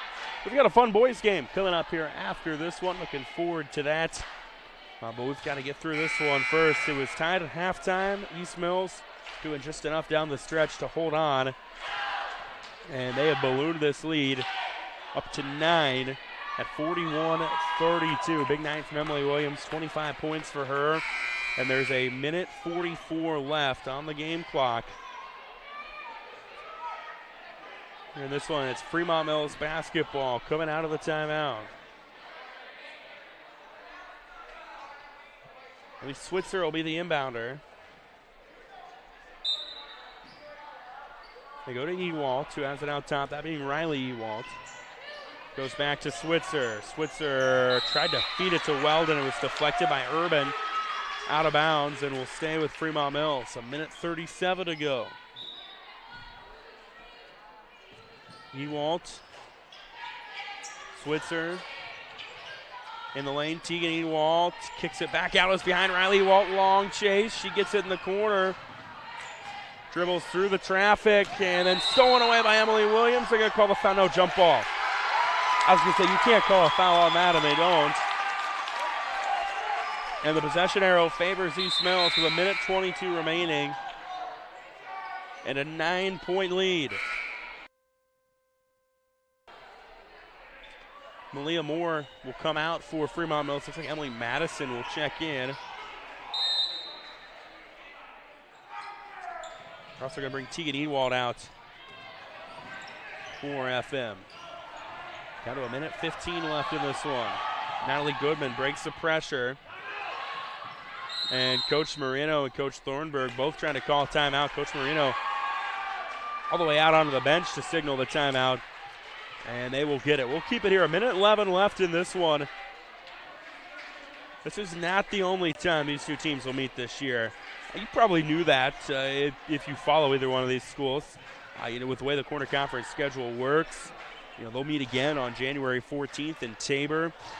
There's always the possibility that they'll meet somewhere along the way in the Corner Conference tournament, whether it's in the first round, the semifinals, maybe the finals, maybe the consolations. It all depends, on how the seeding and stuff for that works out. And then you never know, too, with the way the regional brackets could be drawn up, that they could potentially see each other again. I remember a couple years ago they met in a classic first-round regional match. Pass stolen by Izzy Weldon on the inbound. Loose ball on the floor. Stolen away by Aspen Krause. And then we're going to say it stays with Fremont-Mills. A minute 7 left in this one.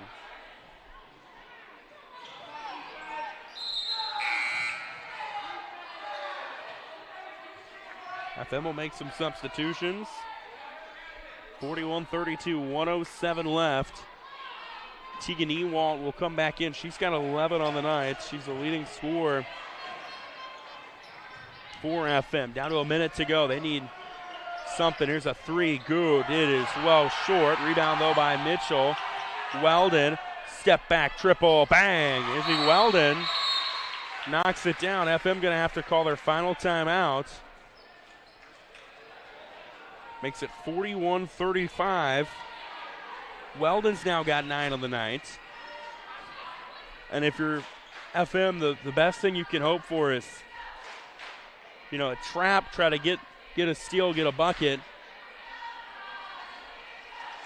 because you're out of timeout. So this is a situation where sometimes maybe you like to have that timeout or so in your back pocket. So after a make, you can, stop the clock and reset, but we're not going to get that here for Coach Brent Weldon's Knights. 41-35 our score, and FM will turn around on Thursday. They get East Atchison out of Missouri coming up. Meanwhile, East Mills will be off till Friday when they host Stanton right back here on the KMA airwaves on KMA 960. So it's East Mills basketball coming out of the timeout. They'll have Maya Urban inbounding it. They've also got Aspen Krause, Natalie Goodman, Mia Goodman, and Emily Williams on the floor offensively for them with 50.7 seconds to go. On the inbound, they get it across, and then Weldon and Ewalt both there for the contact. They're going to say Weldon was the one that fouled. And if you're FM, that's what you want, because Ewalt's got 3. That's Weldon's first. She's done a good job of staying out of foul trouble tonight. That's the 17th foul on Fremont-Mills. So East Mills will be in the bonus the remainder of the way, as Riley Ewalt will come in for Fremont-Mills. East Mills trying to get to 4-1. FM trying to get to 3-1. 47.7 to go. First one is good from Maya Urban. East Mills tonight at the free throw line, 10 of 16. And in the second half, I've got them 6 of 8. That's a good sign if you're a Wolverines fan. Here's Urban's second one, no good. Maybe I jinxed it, but a rebound chased down by who else but Williams. And then we get a foul, maybe away from the basketball. And it's on Riley Ewalt. That's her third, and here comes Mia Goodman at the free throw line for the Wolverines. 44.9 seconds to go. 42-35. Goodman misses it. Long rebound chased down by Riley Ewalt. Gets by the defense. Will race up the floor. Dribbled it off her foot out of bounds. They're going to say no, off of East Mills. That's a big one for FM to maintain possession. I thought maybe Ewalt got it off her foot, but they're going to say it stays with the Knights. 39.8 seconds to go. Bounce pass down low. Ewalt. She was pushed by Emily Williams, who thought she played the steal. That's the 6th-team foul on East Mills, so it's not a free throw opportunity yet for FM. Ewalt, deep three on the inbound, off the iron. That would have been a big shot, and then they get Switzer for going over the top. And gets called for the foul, and we're going to walk it the other way with free throw opportunities coming for East Mills. That's the third on Ellie Switzer. Malia Moore will come in. We have 34.7 seconds remaining.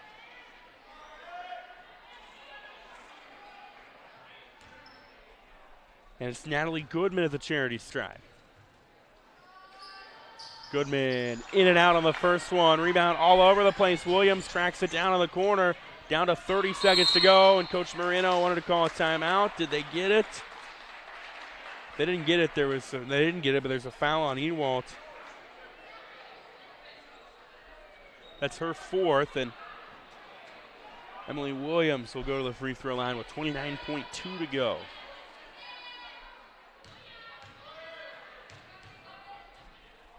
Williams' first one. Bounces long, no good.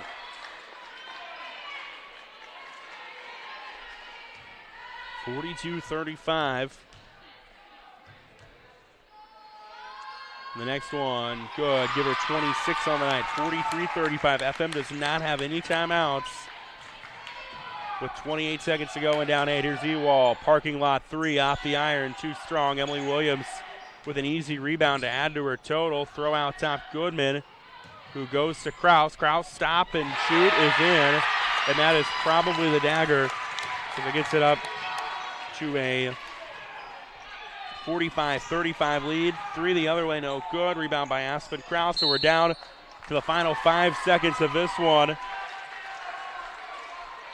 And East Mills, it was tied at halftime, but a big night from Emily Williams. And the Wolverines pick up the 45-35 victory over Fremont-Mills here tonight to move to 4-1 on the year. Williams, I had her with 26 points. She also tallied 15 rebounds in the victory. East Mills 4-1. They'll turn around. They get Stanton on Friday night in a game you'll hear on KMA 960. Meanwhile, Fremont-Mills, they drop to 2-2 on the year. And they get East Atchison on Thursday. So a fun one. Aaron, girls play. We're going to step aside for a little bit. Boys game coming up here in about 15 minutes or so. It should be a fun one as well. In the meantime, we're going to play some previously recorded interviews from Upon Further Review and a sneak peek at tomorrow's sports feature with Mountain City boys basketball coach Ryan Osborne. Don't go anywhere, though. It's Fremont-Mills, East Mills basketball coming up here on KMA 960 and the KMA Sports YouTube channel. On for the review, it is a time for an MLB Hot Stove Tuesday. Given the all of the happenings in Major League Baseball leading up to last week's interview, we hit a lot of the major ones. There's still a little bit to talk about, but first, I want to say hello to Matt Goldman. Matt, how are we doing today? I'm doing well. How about yourself? Doing well. I guess, good news is for us, we don't have much catching up to do because not a lot happened since we talked. And we can add to our conversation from last week when we talked about Corey Seager, Wander Franco, Marcus Semien, Javier Baez, Max Scherzer, Robbie Ray, Kevin Gausman, Byron Buxton, Starling Marte, and along with all the other Mets signings, Mark Canha and Eduardo Escobar. So there was some others that were still out there. I think the richest contract we did not talk about was Avisail Garcia, going to the Marlins, outfielder, 4 years, $53 million. I guess, do you want to just start right there? I mean, it's not nothing too sexy, but this is a pretty solid player, and it just kind of showed that the Marlins are maybe going to be out there a little bit more. Yeah, he's one of those players that, I mean, when he came up with Detroit, I believe they used to call him, like a little Miggy. Yep. They had really high hopes, and not that he was necessarily going to become the next, 500 home run candidate, all-star third baseman, moving around the infield. But there was a lot to like about his profile when he was coming up through the minor leagues, and that never necessarily manifested itself. Obviously, he's got a career slash line of 270, 325, 431 with a WRC plus of 104. So he's always flirted with being an average baseball player. But there have been a couple seasons where he's been noticeably above average or, just a really solid player. And last year was one of those seasons. He had 262, 330, 490 with 29 home runs, 68 RBIs, or rather 68 runs scored, 86 driven in for WRC plus of 115. So, one of the things that we talked about last show was, for some of the smaller signings or the trades, in the instance of the Giants trading with the Braves for reliever Jay Jackson, this is maybe one of those moves that is going to get lost in the grand scheme of things, with the Max Scherzer signings and all those big money figures and the lockouts. But for a team like the Marlins, which is just, I think honestly taking a similar approach to what the Giants were when Farhan Zaidi came over, is just always make incremental improvements. You don't have to go out and get the big name free agent, the big name DH, the starting pitcher, whatever it may be. But as long as all of your moves incrementally make your team just a little bit better in every regard, every aspect of your club, then you're in good shape. And I think that this is definitely one of those moves for the Marlins. Yeah, well, there was also a couple of other 4-year deals that were handed out that we didn't talk about, and from the pitching perspective. So we talked about what the Rangers did up the middle with Corey Seager and Marcus Semien. They also added John Gray on a 4-year deal for $56 million. And then kind of almost a similar deal, $12 million difference with Steven Matz. We did talk a little bit about how, Steve Cohen was angry about Steven Matz signing with the Cardinals for 4 years, $44 million, 2 4-year deals. Gray obviously has been a better pitcher, so he gets a little bit more, but your thoughts on those signings? Yeah, I really like the John Gray signing for Texas.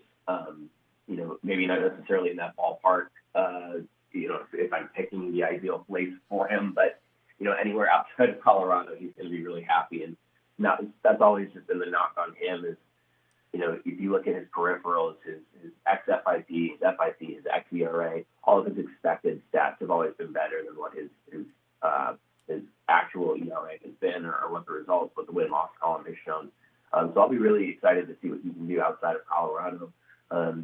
We always think about just the elevation, the home runs flying out left and right, but also just from a health standpoint, from a recuperation standpoint, it is really tough on these athletes, whether we're talking about baseball or football players or anyone going to try to play a professional sport or rather a sport of a high caliber in Colorado, Denver specifically. It's really hard. Your body just can't process things the same way that they would at elevation or, at a closer to sea level, I should say. So for a number of reasons, it's an awesome move for John Gray. He's always flirted with a strikeout rate of 10 strikeouts per 9 innings, I should say. And so, with the Rangers, with their kind of advanced analytics, Chris Young is their assistant GM. They've taken, a couple of the hitting coaches away from San Francisco. So they are definitely pushing the envelope on what they consider a normal coaching staff and pushing towards that, heavily analytical slant. So this is a perfect landing place for Gray and just, he's 29 years old, about to be 30. He's never reached that potential, that ceiling that we, projected for him when he was coming up through the minor leagues and right out of the draft. And this could really be his opportunity to turn into that pitcher. Yeah, we got a chance to see there. You mentioned Chris Young, 6'10" Chris Young. We call him a World Series hero here around the Kansas City parts. There were some other, mostly relievers, a little bit of starters that we got to catch up on here. Kendall Graveman goes to the White Sox. They add to their bullpen 3 years, $24 million. Hector Neris to the Astros, 2 for $17. Yimi Garcia goes to the Blue Jays, 2 for $11. Brooks Raley to the Rays, 2 for $10. Kirby Yates, kind of a value signing for the Braves. Yates didn't pitch this past year. Led major leagues in saves the year before, 2 years, 8.25. Corey Kluber, of course, not a reliever, but 1 year, $8 million to the Rays. Daniel Hudson, 1 year, $7 million to the Dodgers. Michael Lorenzen, 1 year, $7 to the Angels. Michael Wacha, 1 year, $7 to the Red Sox. A lot of pitchers going on similar deals there. Relievers for 1 year or 2 years, and anything standing out among those? Yeah, I mean, you mentioned it later on, but Michael Wacha, I think, is a really interesting signing for the Red Sox. They desperately need pitching help, and, Wacha might not be the first one that comes to mind, especially when you look at his line last year, 5.05 ERA, 5.51 expected ERA, and 4.47 FIP. That doesn't scream someone that you go out and target on purpose. But he did have some other good, decent peripherals. He had a really big home run problem last year, not as bad as the year before. But that's something that is relatively new for him. He used to be incredibly skilled at keeping the ball in the ballpark. When he made his major league debut, he only gave up 0.7 home runs for every 9 innings, which is considered elite. And he improved on that. His sophomore follow-up year was 0.5. So if he's able to get his home run problem in check, I think there's a lot to like about Wacha. There's a lot in his pitch mix that I think that the Red Sox can tweak and maybe step back on. Something that the Rays really tried to get him to do is throw his curveball more often, really lean into his changeup. And I'm sure that the Red Sox have identified kind of some simple tweaks here and there that they can make that will really make all those other pitches more effective. And then, I mean, it's hard not to get excited about, Michael Lorenzen for potentially a strange reason, but there are rumors, at least, that one of the reasons why Lorenzen was so excited to go to Anaheim and why it ultimately became the place that he chose. It wasn't the only place that gave him an offer. Yeah. But it's they might be willing to let him, be part 2 in the ongoing Shohei Ohtani experiment. And, we have seen it before. Lorenzen has just jaw-dropping and wildly exciting power for anybody, not even considering that he's a pitcher, but he can really hit the snot out of a baseball. And if the Angels are willing to let him play around with that, he showed a willingness to play in the outfield before. We could have a really fun situation where Lorenzen comes in for the 6th inning and maybe winds up being a down the lineup card replacement for someone for a late inning home run. Yeah, that'll be fun to watch. That was my first thought too when he signed with the Angels. Like maybe they'll have another two-way player there. Hey, the Cubs kind of got active a week ago. And so we got to mention those signings. They got Yan Gomes, catcher, 2 years, $13 million. They signed Clint Frazier, who was let go by the Yankees for a year, $1.5 million. And then Marcus Stroman, 3 years, $71 million. Potentially, there is an opt-out after 2. So I guess Cubs very, very quiet. And then all of a sudden, three signings in one day. Certainly, Stroman's the big one. Yeah, Stroman of the 3 just makes the least amount of sense to me from an outside perspective. I don't know what else the Cubs have planned, but they've been methodically tearing that team down for the last 3 years. Chris Bryant is no longer there. Schwarber is no longer there. Obviously, Rizzo is no longer there. So that core team is gone. It's really hard to see how the Cubs sneak into or just really come out of the gates hot next year and wind up with a playoff spot. Now, obviously, you and I have talked about it before. Maybe the Braves have kind of changed expectations, which would be great to see, but I don't know that the Cubs necessarily fall into that camp. They finished last year 71-91, 19 games out of the wild card, 24 games behind the first place Milwaukee Brewers. So Yan Gomes makes sense to me because there are also rumors that the Cubs are looking to trade Wilson Contreras for some type of haul. Clint Frazier, I think that makes sense no matter what team signed him, except for maybe the Yankees since he was already there. But, Clint Frazier has had really great success at the major league level with the caveat of when he's been healthy.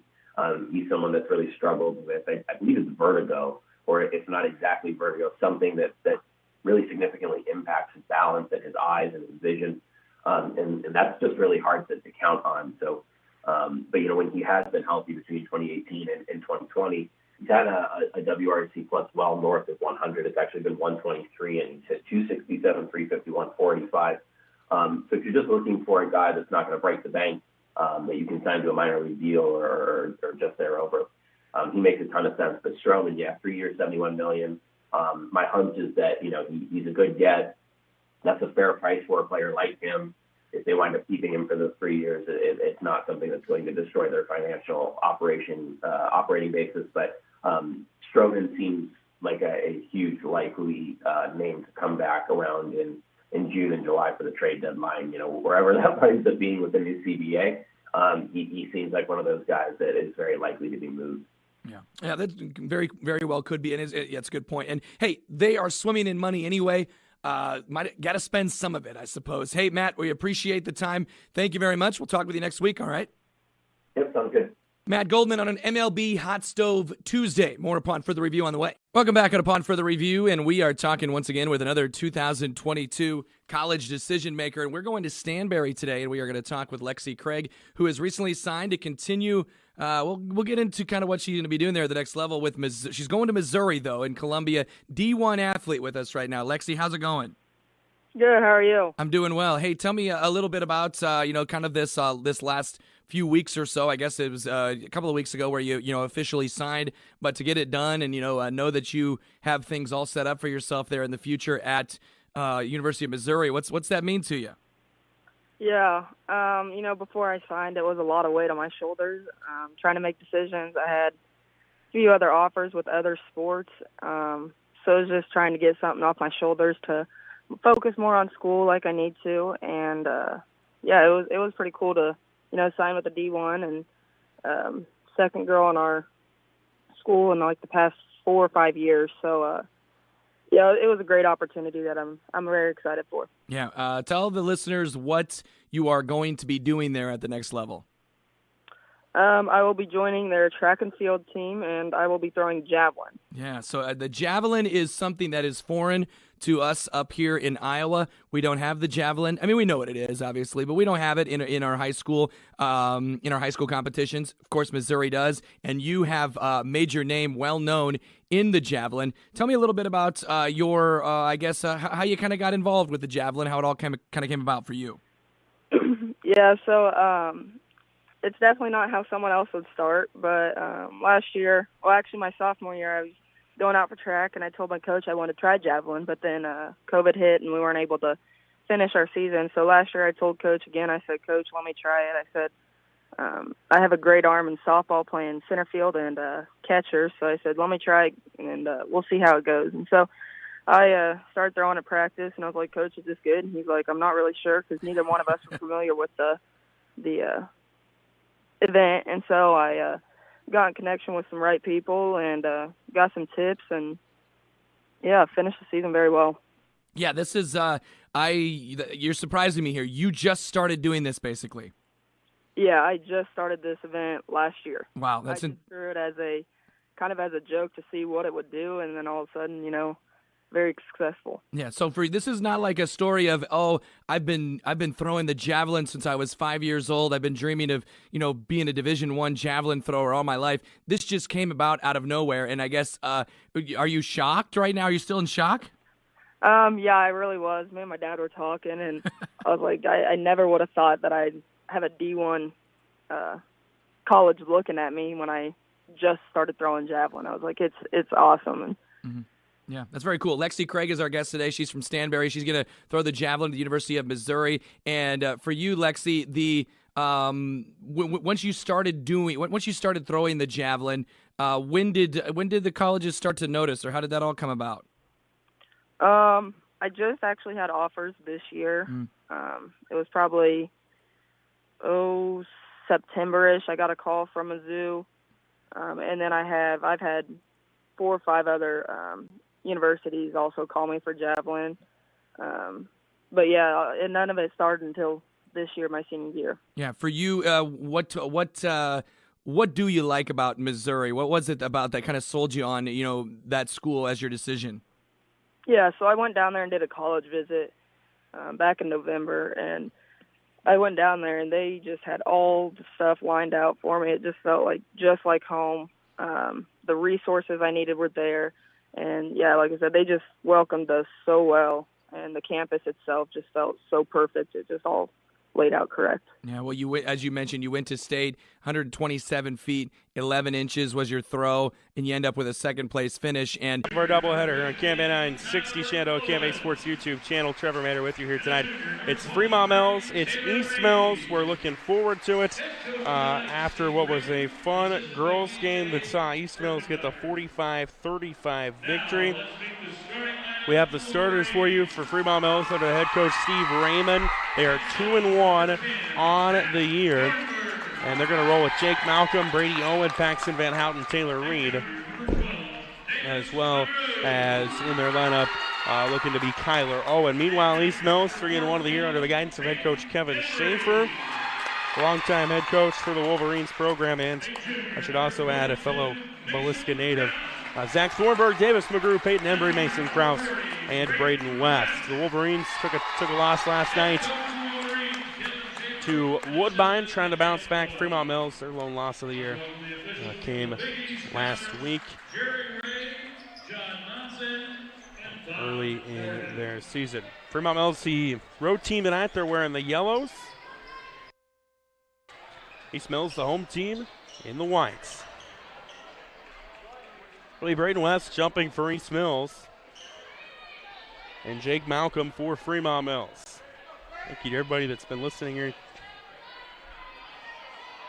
tonight on KMA 960, KMA Sports YouTube channel. So we're ready to get this one going, and the tip is won by East Mills. And we'll bring it across with Zach Thornburg. Thornburg across the timeline, left side to Mason Krause. He dropped 29 last night, goes hard to the rack, gets 2 there. So Mason Krause with a fast start. Trying to maybe pick up where he left off. 2-zip. Malcolm has it blocked by Braden West. It's into the hands of East Mills, and they'll bring it up and over. McGrew, right side West. West to the hoop. Lost it for a moment. Got it back to McGrew. Here's a step back triple. Embry, no good. And then contact on the rebound efforts. That's going to be a foul on East Mills. And the guilty party is Peyton Embry. So that's the first foul from either side tonight. And Fremont-Mills will bring it up and across with Brady Owen running point for them. Go to Kyler Owen. One dribble back to Jake Malcolm on the left side. Off a screen went Owen. Back to Malcolm. Swinging around to right side. Kyler Owen. Here's Taylor Reed with a far corner 3, long of everything. Rebound won by Zach Thornburg. And East Mills wants to run. Krause dribbled in, kicks it out. McGrew, they'll reset. Right side, Thornburg. Back to Krause, top of the key, being guarded by Reed. Will hand it on. Oh, wanted to hand it off to West, and he does. West then gets a screen. Goes back to Krause, but stolen away Jake Malcolm. Malcolm with West in pursuit, lays it in, and it's 2-2. Jake Malcolm knocks this one up. We played 90 seconds so far here in this one. Left side West. Back out top. Krause off a screen. Kind of faked the drive in. Now he'll step back from downtown. No good. West and Malcolm both fought for the rebound. They're going to stay off of East Mills. It'll go to Fremont-Mills. So FM will bring it up and over with Brady Owen. Kyler Owen with it now. Goes to Malcolm on the left side. Malcolm back to Owen. That being Kyler Owen, who then feeds it to Reed, left side, full court lob. Brady Owen 3 off the iron short. Krause was in position for the board. Malcolm went over the top of him, and he'll get called for the foul. So it's on Jake Malcolm. It's his first team foul for Fremont-Mills.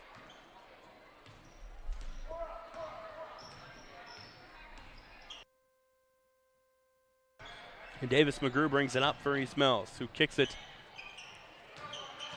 then to Embry. Embry back to Krause. Krause hard in. Turnaround, jumper, trying to create separation. He does. Mason Krause knocks it down. He's got all 4. for East Mills, and it's 4-2.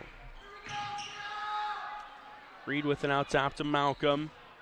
Malcolm to Owen. Owen wants to take it in, lost it on the way up. It was into the hands of Van Houten for a moment, then to Malcolm. Malcolm a runner, left short. Van Houten put back though is good. Paxton Van Houten there to clean up the boards offensively, and we're tied at 4. Here in this one. It's McGrew, left side Krause. Krause to Embry. Now Krause on a cut underneath the rack, lays it in, and Mason Krause all 6 for East Mills so far. Could be the Mason Krause night for the Wolverines. Brady Owen brings it up and over to Malcolm. Malcolm, high post Reed. They might get Embry with the reach. They might call the foul actually away from the ball. We'll see. No, they will get Embry with the push from behind, and now both teams will bring in a barrage of substitutions. We'll try to get those sorted out for you. So one downfall to doing stats electronically is trying to keep track of who comes in. Looks like Zane Jury, Mike Lehman's among those in there for FM. Here's a jumper on the inbound, good from Taylor Reed. And we're tied at 6. McGrew brings it up. Thornburg, tough shot over Malcolm, draws the foul. If that's on Malcolm, that's going to be his second of this quarter. And it won't be on Malcolm, thankfully, for the Fremont-Mills side. It's on Peyton Van Houten. It's his second team foul for FM here so far tonight. And Zach Thornburg rattles the first one out. No good. East Mills made a substitution in that timeout. They brought Embry out. Lincoln Palmer came in. Free throw no good, and into the hands of Zane Jury. So Thornburg comes up empty on both, and FM can tie it. Malcolm Reed, step on his defender, kicks it out. Here's a 3 Lemons, no good. Into the hands of Braden West. And East Mills brings it up. They've got it out top with Davis McGrew. McGrew gets a screen, kicks it out West. Step back triple, bang! They call it a 3, they do. Braden West makes it 9-6. With 3:38 left here in the first, and then a foul the other way on East Mills. And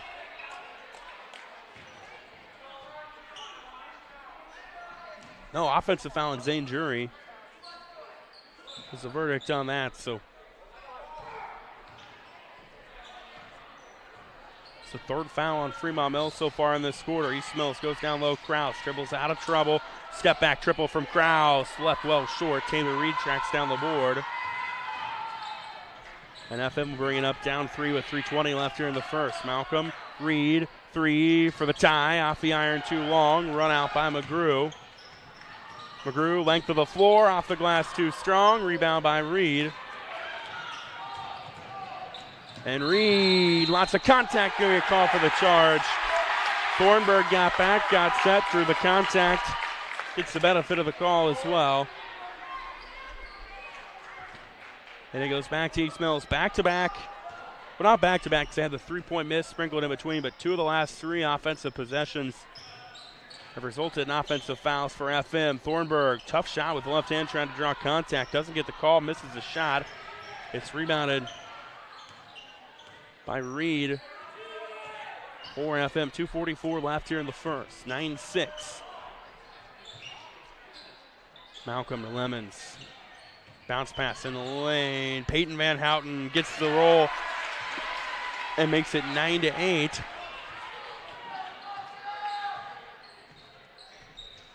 A 1-point game. Thornburg, right side West. Another 3, left short.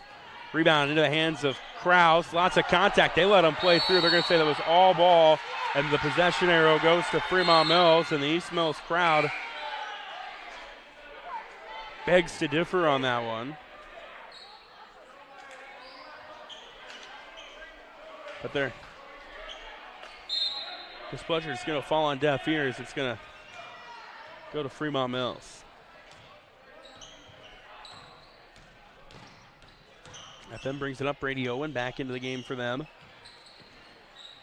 Left side, Malcolm. They go to Brady Owen, try to make the extra pass. Van Houten, Lemons off the glass, good. And give FM the lead, their first of the night at 10-9. They made that extra pass. And it gives them the 1-point lead. Kraus open to the hoop and one. Mason Kraus got a step on his defender. Takes it to the dish, gets the bucket. He's got 8 on the night. And a chance for the old school three-point play coming up. East Mills going to bring Tyler Anderson into the game. Give Davis McGrew a little bit of a breather. And Kraus knocks it down. He's got 9 on the night already. How about 9 of 12 for Mason Kraus? Jake Malcolm checks out for FM, and they bring it across. Lemons with it out top. Brady Owen will go to Van Houten. Pass deflected into the hands of Anderson, and a steal for East Mills. Anderson brings it up to Thornburg. Thornburg thought about the step back jack. Instead, went to Anderson. Pass errant to West. Stolen away by Van Houten. Van Houten gets it across half court. Was it deflected by East Mills on the throw-out attempt? They're going to say it was. And then it'll stay with Fremont-Mills. 1:02 left here in the first. 12-10 in favor of East Mills. On the inbound, Van Houten to Owen. Under a minute left here in the first. Lemons thought about the three. They'll go to Reed. He'll launch the three. Off the iron a couple of times. Braden West gets the rebound. That one I thought was going to go in, but it didn't. Thornburg to Anderson. Kraus out top. Will drive in. Jump step. Draws the contact. Lays it in. And Mason Kraus with 11 now in this quarter makes it 14-10 with 30 left here in the first. Owen to Lemons. Left side, Reed. Goes hard off the glass, too strong. Rebound, Mason Kraus with 15 left in the quarter. Now down to 10. Thornburg with it out top, down to 8. Down to 5. Thornburg, they're going to man Kraus. So Thornburg takes it to the rack. It's deflected by Van Houten. Full court lob. Owen hits the wall to end the quarter. So that's how it'll end. 14-10. East Mills. Big quarter for Mason Kraus has the Wolverines up by 4 as we go to the second here on KMA 960 Shenandoah and on the KMA Sports YouTube channel. Nutrien Ag Solutions is your leading agricultural retailer of crop inputs and expert solutions. And they're your choice in the region for top-of-the-line products and customer service. When nothing short of the best is your standard, talk with Nutrien Ag Solutions in Westboro, Missouri, Coyne, Purcell, and Essex, Iowa for fall application and products. Nutrien Ag Solutions, growing your crops and your bottom line. Welcome back to Malvern here on KMA 960 Shenandoah, KMA Sports YouTube channel. Trevor Matter with you here tonight. Huge thanks to Benson from East Mills. A nice young man helping us out here tonight with the video stream, doing a fine job. Oh, I couldn't tell that he's a rookie. At least I couldn't tell. 14-10, East Mills leading Fremont-Mills as we go to the second. Mason Kraus with 11 points for East Mills. The other 3 came from a Braden West triple.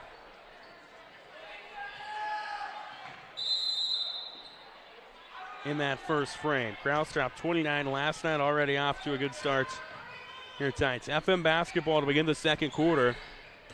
Owen will lob it to Lemons on the right side. Out top.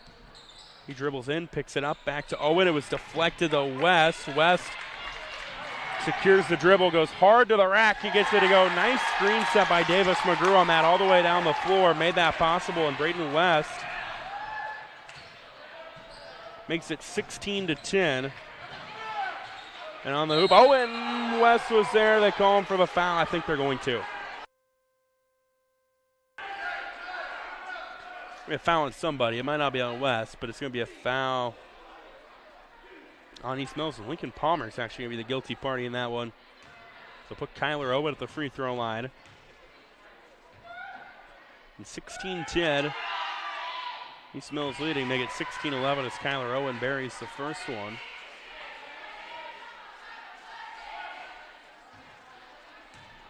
And the next one from Owen, gets the roll, makes it 16-12. And Davis McGrew will bring it up and over for East Mills. McGrew thought about the shot, instead made the extra pass. It's stolen away by Paxton Van Houten, rather. And FM's got it across half court. Owen to Brady Owen, thought about the triple.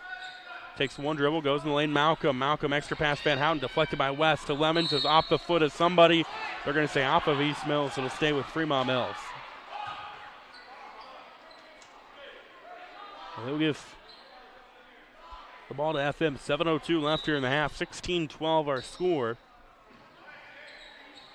Van Houten out top. Lemons lost it, but there's Brady Owen to pick it up. Swing it right side, Malcolm. Far right side now to Kyler Owen. Owen, step back triple, short.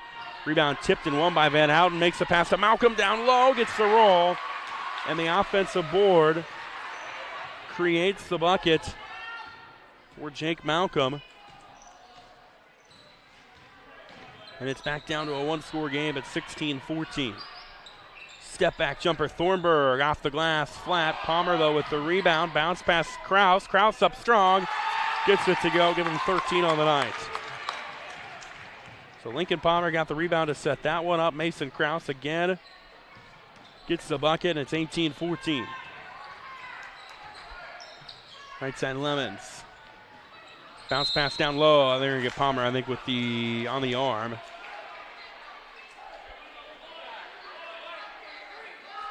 And they will. So Krause gets the bucket, then the foul is called on Lincoln Palmer. Kyler Williams will check in now for East Mills. Van Houten on the inbound, bounce pass to Reed, who checked back in. Goes down low. Malcolm, he's fouled by Thornburg from behind. And Jake Malcolm going to go to the free throw line now. Malcolm, the quarterback for the Knights football team under the guidance of head coach Jeremy Christensen, took them to a state championship game last year, a round of 16 appearance this year. Of course, his brother Seth on the football roster at Nebraska misses the front end of that one. Malcolm coming in tonight, 9 of 17 from the free throw line, now 9 of 18, so only 50% from the charity stripe up to this point this year. Gets above that there as he knocks that one down and makes it 18-15. So Thornburg brings it up. Krause, long two, in and out, no good. Rebound won by Malcolm. Jake Malcolm gets the rebound. He brings it up to Owen, that being Brady Owen.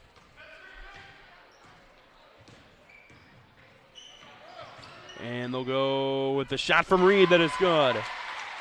Taylor Reed makes it 18-17, a little fadeaway in the arsenal of the big man. We're back down to a one-point game, 5:29 left here in the half. Krause got by his defender, lays it off the glass with the touch. Mason Krause now with 15. It's 20-17 in favor of the Wolverines. 5:15 to go in the half. Right side Van Houten. Back out top, Owen to Reed, 3 for the tie. Bang! Taylor Reed from downtown makes it 20 all. He's got 7 on the night. And here's Krause the other way. Shot faked, then dumped it off to Thornburg. Goes to McGrew. McGrew, long two, in. It almost rounded out, then it goes in, and Davis McGrew, his first points of the night, makes it 22-20. With 4:35 left in the first half. Fun first half here tonight in Malvern. Reed, right side. He'll square up again. It's off the iron. Rebounded by Zach Thornburg. When you're on, you're on. And Thornburg, well, right side Williams. Goes out top to McGrew. McGrew dribbles in to Williams. Williams finds Krause. Krause will square up and bang! Mason Krause now with 18 of East Mills 25, and it's a 25-20 lead. We'll go down low, Van Houten. Pass deflected. They get it back, though, does FM. Reed, fade away. Tough shot, almost went in, but it's rebounded by Davis McGrew. McGrew will bring it up. Here's Krause. He'll launch one again, and he got it. Mason Krause, El Fuego. He's got 21. It's 28-20 after back-to-back triples. And FM takes a timeout here on KMA 960, KMA Sports, the YouTube channel.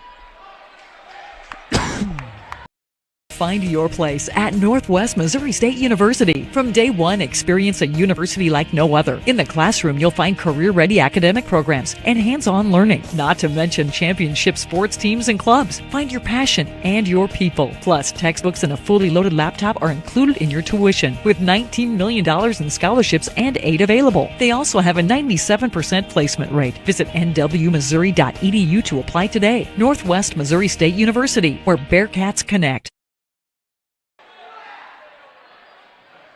America is choosing to be a healthier nation. That's why so many people choose a Health Mart pharmacy. Health Mart pharmacies are locally owned and offer a full range of vitamins, non-prescription medicines, cold remedies, and convenient items for you and your family. And when it comes time to have a prescription filled, you can always count on your Health Mart family pharmacy to do it right. Take your next prescription to Oakland Pharmacy in Oakland, a locally owned Health Mart pharmacy. Health Mart, caring for you and about you. Fremont-Mills back-to-back triples by Mason Krause. He's got 21 already on the night, and it was a one-point game, and East Mills has all of a sudden ballooned this up to an 8-point lead. Reed with it out top for FM. Left side Malcolm, who goes to Lehmans, who goes back to Reed. Reed picks up his dribble. Now Van Houten on a pass will go in, that being Peyton Van Houten. Left-hand roll, it's good. He's taken 2 shots tonight. He's made 2 shots. That's 28-22. So Peyton Van Houten gets FM back on the board, stops the little drought that they were on. See how they try to scheme up defensively against Mason Krause. If maybe you go a little box and one, or what they'll do here is Krause dribbles in, gets picked up defensively. He'll kick it out to Embry, who's back into the game. Now Embry gets it down low. They'll go to Thornburg. Thornburg, a 3 is good. And Zach Thornburg from downtown knocks it down. It's 31-22, advantage East Mills. Lemons with it. Back to Reed. Being guarded out top by McGrew. Lemons gets a screen from Van Houten, goes back to Reed. They go to Van Houten, pass tipped over to Lemons in the corner. Trying to cross over Williams, then had to go to Reed. Gets it back though. And then bounce pass in the lane. Van Houten, stolen away, Davis McGrew. McGrew poked from behind by Peyton Van Houten. It's going to stay with East Mills as it goes out of bounds, and East Mills will bring Braden West back into the game. So they've got their starters on the floor now, does the Wolverines, and East FM might do the same. They're not quite the same lineup, or their starting lineup, I should say, but a pretty similar look. Here's Thornburg, goes back to Krause. Krause gets his defender to leave his feet, walks the baseline, tough shot off the glass, no good. Taylor Reed gets the rebound. And they'll bring it across with Brady Owen. 90 seconds left here in the half, 31-22 East Mills. Malcolm, Reed, to Owen. Back to Lemons. In the lane, Van Houten to Malcolm. Malcolm, double team, tough shot, contested shot, good shot from Jake Malcolm, makes it 31-24. With 1:08 left in the first half. Thornburg will bring it up and across, left side Kraus, back to Thornburg. To McGrew. McGrew back to Thornburg. Thornburg back to McGrew. They'll make the pass down low. Embry. It was stolen away. Lemons comes up with it. Almost tripped over his own teammate. Picks it up, kicks it out. Owen, that being Brady Owen, has it now. 45 seconds left here in the half. 31-24 our score. Tough pass down low. Van Houten back out top. Brady Owen. Owen deep three. Off the iron. No good. Short. Rebound by Peyton Embry. And judging by the way Zach Thornburg signaled when they got the rebound, they're going to play for the final shot of this quarter. And they will. Thornburg going to stand out top, right on the East Mills logo and dribble it. Now he goes to McGrew, back to Thornburg, goes to Kraus, who goes back to Thornburg. You're going to probably see a screen with about 8 seconds to go. Thornburg, West, tried to lob it to Kraus. There was all sorts of contact with Owen on Kraus. They let him play through. And it goes out of bounds back to Fremont-Mills with 6 seconds left in the half. And Paxton Van Houten will inbound it to Malcolm. Malcolm with 5. Ball was tipped away. He got it back. Here's Owen. One runner at the horn. Off the glass. No good. Nice shot from Owen. Tough shot, though, falls short. And a big first half for Mason Kraus has East Mills at a 31-24 lead as we go to the break here in Malvern. Fast-moving first half on KMA 960 and the KMA Sports YouTube channel. OSI is considered a premier global food provider by many of the world's leading brands. OSI delivers leading-edge food solutions for product development as well as processing, and much of it is done from their Oakland, Iowa plant. Being a leader in the industry allows OSI Oakland to give back to the communities by sponsoring area high school events, offering special programs for veterans, and other community outreach programs. To learn more, visit osigroup.com and search for the Oakland, Iowa location.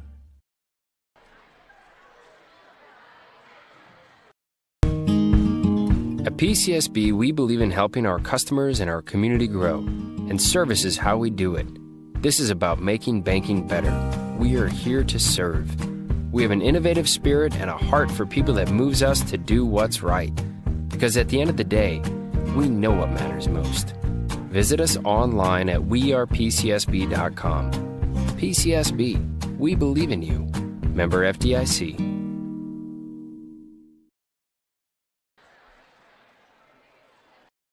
Many businesses talk about service, but at Rogers Pharmacy, it's not just talk, setting them apart from the big box stores. They're a full-service pharmacy where you can not only fill prescriptions, but they also carry an impressive line of medical equipment to meet all of your needs. So whether you need oxygen, CPAP, BiPAP, lift chairs, or diabetic shoes, Rogers Pharmacy has them all. Let their family serve your family. The full-service, family-owned, independent Rogers Pharmacy, located in Tarkio, Mound City, Maryville, and St. Joe. Visit rogersrx.com.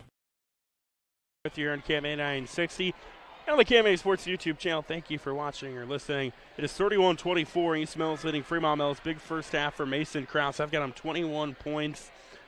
Break down some of those stats from him. And the rest of the East Mills team as well. Nine shots made from him. A couple of threes in that run. They've also got 5 points from Braden West. They got a 3 from Zach Thornburg and a field goal from Davis McGrew as well. FM led by 7 points apiece from Jake Malcolm and Taylor Reed.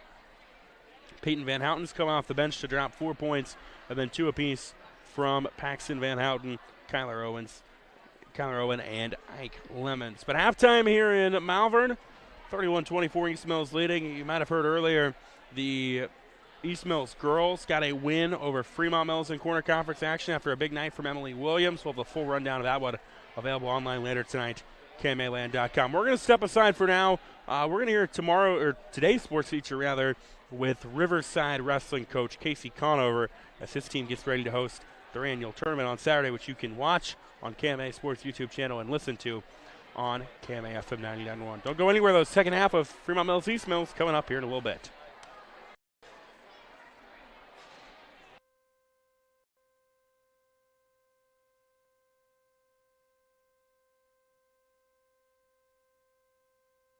Well, our first wrestling broadcast of the season takes place on Saturday at the Riverside Invitational. Looking forward to that one.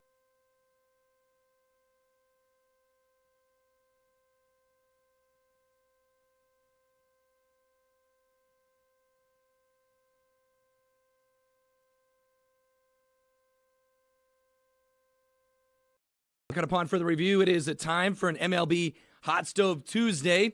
Given the all of the happenings in Major League Baseball leading up to last week's interview, we hit a lot of the major ones. There's still a little bit to talk about, but first, I want to say hello to Matt Goldman. Matt, how are we doing today?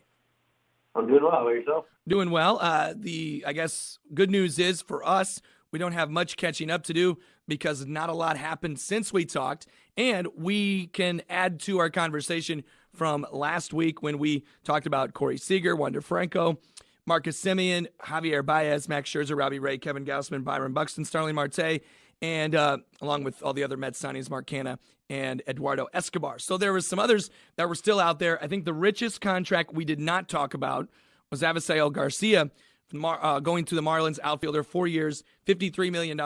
I guess, do you want to just start right there? I mean, it's not nothing too sexy, but this is a pretty solid player, and it just kind of showed that the Marlins are maybe going to be out there a little bit more. Yeah, he's one of those players that, I mean, when he came up with Detroit, I believe they used to call him, like a little Miggy. Yep. They had really high hopes, and not that he was necessarily going to become the next, 500 home run candidate, all-star third baseman, moving around the infield. But there was a lot to like about his profile when he was coming up through the minor leagues, and that never necessarily manifested itself. Obviously, he's got a career slash line of 270, 325, 431 with a WRC plus of 104. So he's always flirted with being an average baseball player. But there have been a couple seasons where he's been noticeably above average or, just a really solid player. And last year was one of those seasons. He had 262, 330, 490 with 29 home runs, 68 RBIs, or rather 68 runs scored, 86 driven in for a WRC plus of 115. So, one of the things that we talked about last show was, for some of the smaller signings or the trades, in the instance of the Giants trading with the Braves for reliever Jay Jackson, this is maybe one of those moves that is going to get lost in the grand scheme of things, with the Max Scherzer signings and all those big money figures and the lockouts. But for a team like the Marlins, which is just, I think honestly taking a similar approach to what the Giants were when Farhan Zaidi came over, is just always make incremental improvements. You don't have to go out and get the big name free agent, the big name DH, the starting pitcher, whatever it may be. But as long as all of your moves incrementally make your team just a little bit better in every regard, every aspect of your club, then you're in good shape. And I think that this is definitely one of those moves for the Marlins. Yeah, well, there was also a couple of other 4-year deals that were handed out that we didn't talk about, and from the pitching perspective.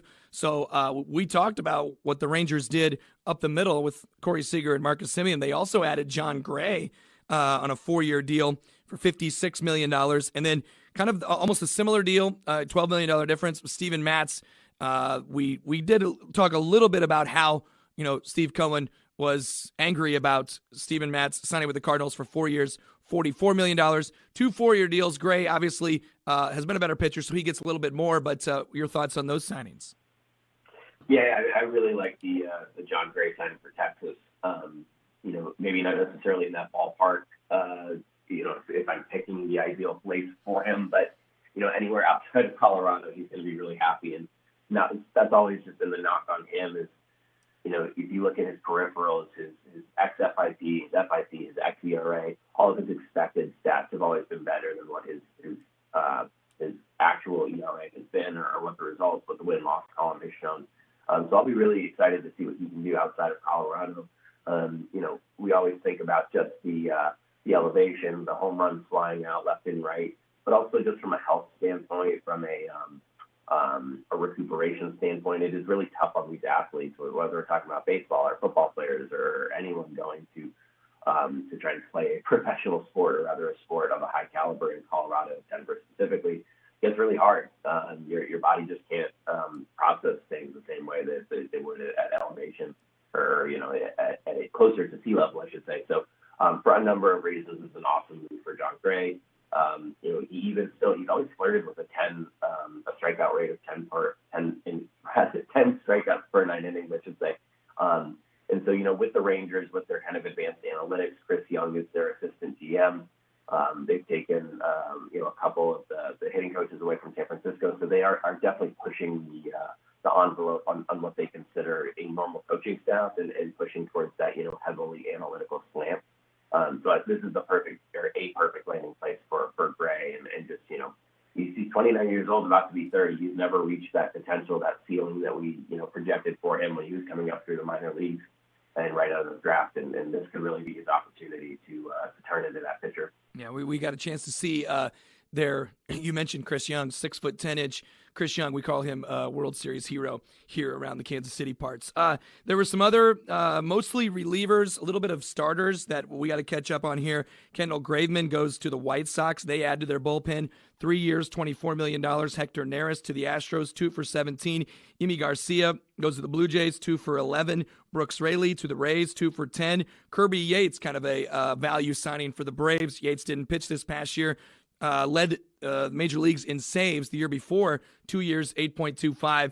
Corey Kluber, of course not a reliever, but 1 year, $8 million to the Rays. Daniel Hudson, 1 year, $7 million to the Dodgers. Michael Lorenzen, 1 year, $7 to the Angels. Michael Wacha, 1 year, $7 to the Red Sox. A lot of pitchers going. And 60 Shenandoah KMA Sports YouTube channel. Trevor Mater with you here tonight. We get ready for the second half of this Corner Conference boys basketball clash, and East Mills leading Fremont-Mills 31-24 as we start the second half. It's East Mills basketball.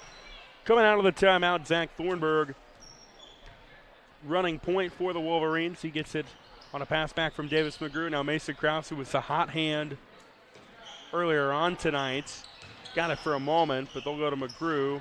McGrew back to Krause. We'll see what FM tries to do defensively to contain him a little bit.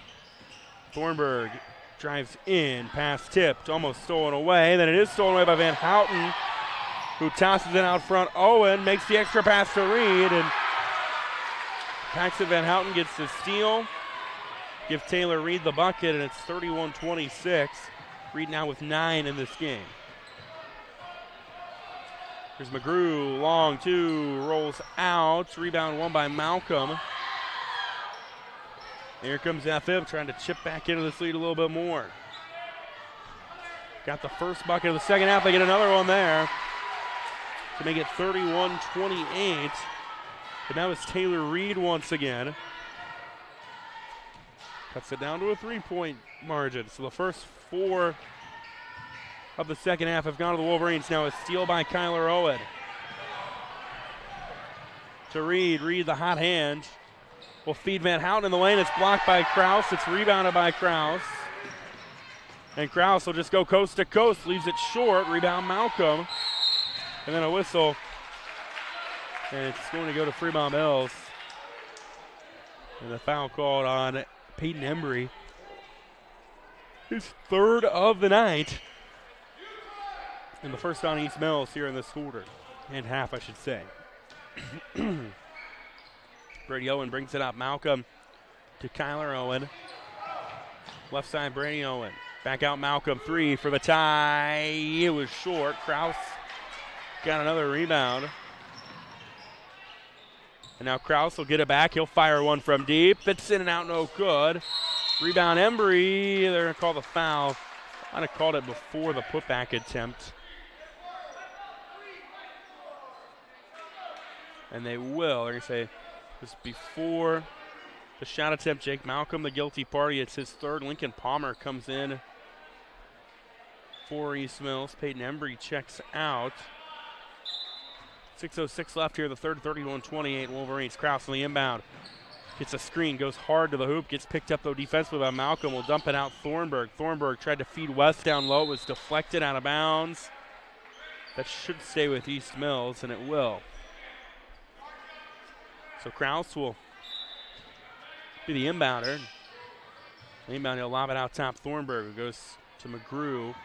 McGrew dribbles in. Wanted to go to Krause, but it's stolen away by Taylor Reed. Reed will bring it up. Length of the floor. Lots of contact, and West draws the charge. They're going to get Taylor Reed with the offensive foul. You can see that one coming. West was in position. Coach Steve Raymond saying how. But it's the second foul on Reed of the night. And Coach Kevin Schaefer going to call a timeout. He wants to talk some things over here early on in the third quarter. We'll take a quick break. Back in 30 seconds here on KMA 960 Shenandoah KMA Sports YouTube channel.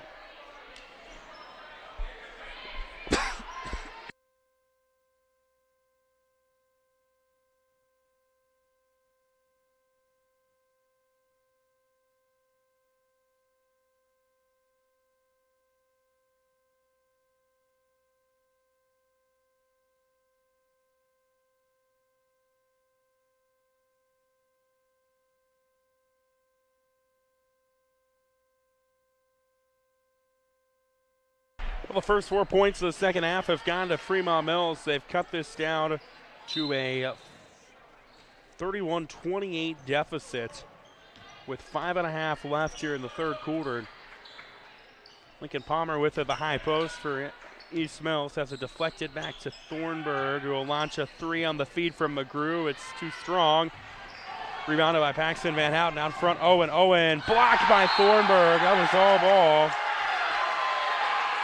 Zach Thornburg gets the rejection on the Kyler Owen drive to the dish. It'll stay with Fremont-Mills, so they're going to say it was out of bounds off of East Mills. So the Knights maintain the basketball with a chance to tie it. Reed with it on the right side. Here's Malcolm off a screen, far right side. Back to Reed, cross-court lob. Owen, three to tie it, no good. Rebound McGrew. Davis McGrew, coast to coast, too strong. Reed, rebound off of West. Out of bounds, it'll go to Fremont-Mills. 5:07 left here in the third, 31-28. Owen will bring it up.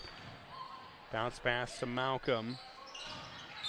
And a little hip check. Yeah, here gets Zach Thornburg with that one. If they do, it'll be his second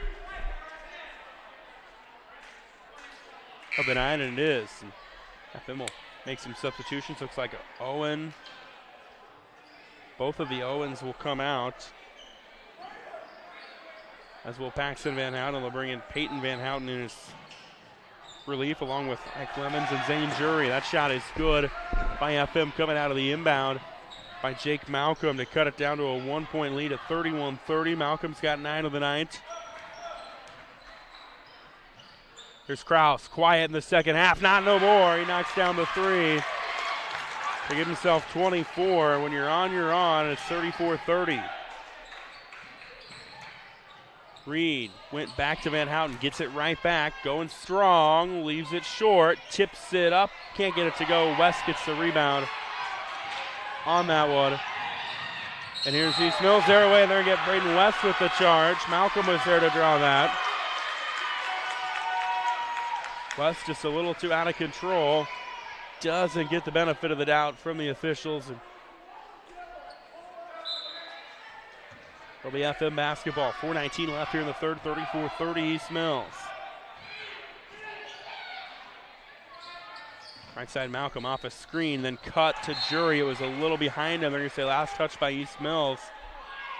It'll stay with Fremont-Mills. 4:09 left in the third.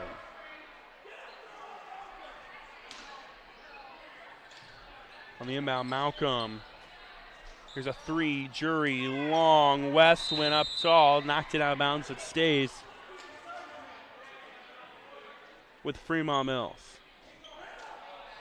Peyton Van Houten will be the inbounder. The Knights 2-1 under head coach Steve Raymond. Bounce pass in the lane, stolen away. Lincoln Palmer comes up with the swipe. East Mills wants to run. Kraus picked up defensively. Will go to Thornburg. Right side McGrew. Back to Thornburg. Thornburg to Kraus. Kraus being guarded by Jury. One dribble. Bounce pass Palmer. Back out top Thornburg. Now to McGrew. McGrew dribble drive. Kick back out Thornburg on the left side to Palmer. Far left side. We'll swing it way out to McGrew, and a reset for East Mills with 3.5 left here in the third, up 34-30.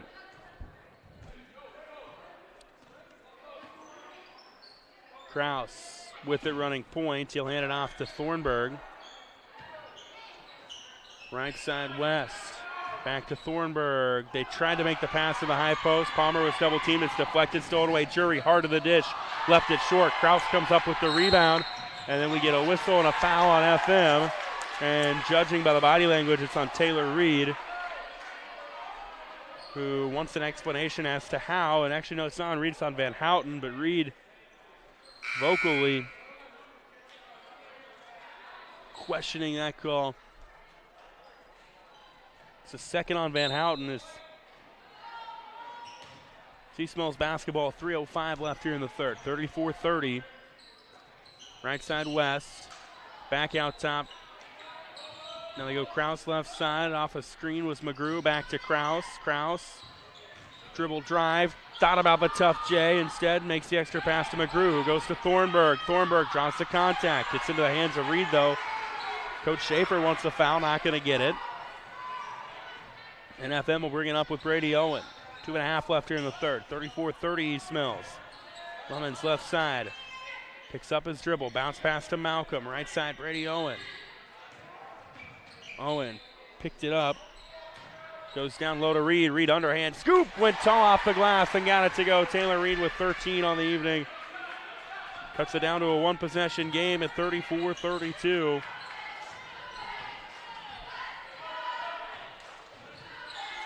Here with 2 minutes left in the third. West just takes it to the dish. Left it short. Van Houten comes up with the rebound for Fremont-Mills, and the Knights have a chance to tie it or take the lead on this possession. Lemons to Brady Owen out top. Minute 50 left here in the third. Back to Reed. Left side Lemons.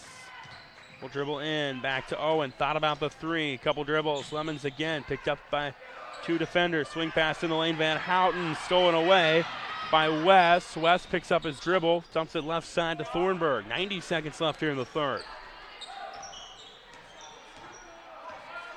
Thornburg will reset the offense. They'll go 4 out. No, they don't quite. They'll leave Palmer down low. Almost went 4 out. So they went 3 out. West bounce pass to Thornburg. Thornburg dribble drive. Swings it over. Right side McGrew. McGrew, one pass. Long swing to Thornburg. Back out top to Kraus. Long swing left side West. West, one dribble. Gets hacked. Might have traveled and gets called for it. And it's a turnover back to Fremont-Mills with a minute 5 left in the third quarter. Embry and Williams will come in. Looks like West and Palmer will come out for East Mills. Also, FM made a couple of substitutions. They bring Kyler Owen back into the game. A minute left here in the third. Owen dribbles in.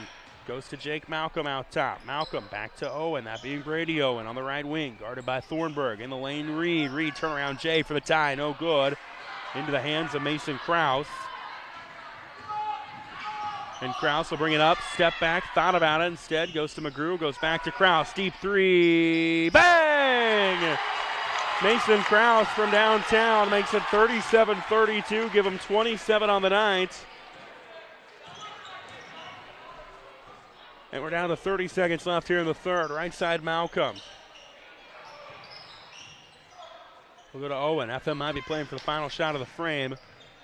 Owen to Malcolm. Malcolm back to Owen. He lobs it to Brady Owen out top with 10. Owen will get a back screen from Van Houten. Dribbles in. Tried to cut to Van Houten. It's stolen away by Kraus. Stolen back away by Owen. Loose ball on the floor with 3 seconds left. McGrew. One. Not going to get a shot off. One to make the extra pass to Embry, who laid a nice shot in, but it was well late.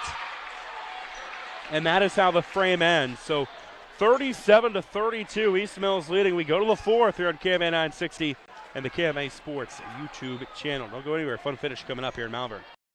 Many businesses talk about service, but at Rogers Pharmacy, it's not just talk, setting them apart from the big box stores. They're a full-service pharmacy where you can not only fill prescriptions, but they also carry an impressive line of medical equipment to meet all of your needs. So whether you need oxygen, CPAP, BiPAP, lift chairs, or diabetic shoes, Rogers Pharmacy has them all. Let their family serve your family. The full-service, family-owned, independent Rogers Pharmacy, located in Tarkio, Mound City, Maryville, and St. Joe. Visit RogersRx.com. Go to the fourth here in Malvern, 37-32.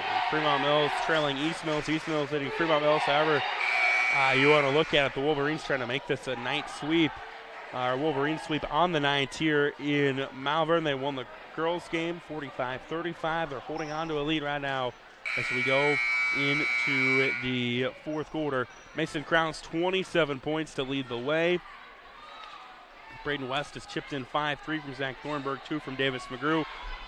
Meanwhile, for FM, Taylor Reed 13, Jake Malcolm with 9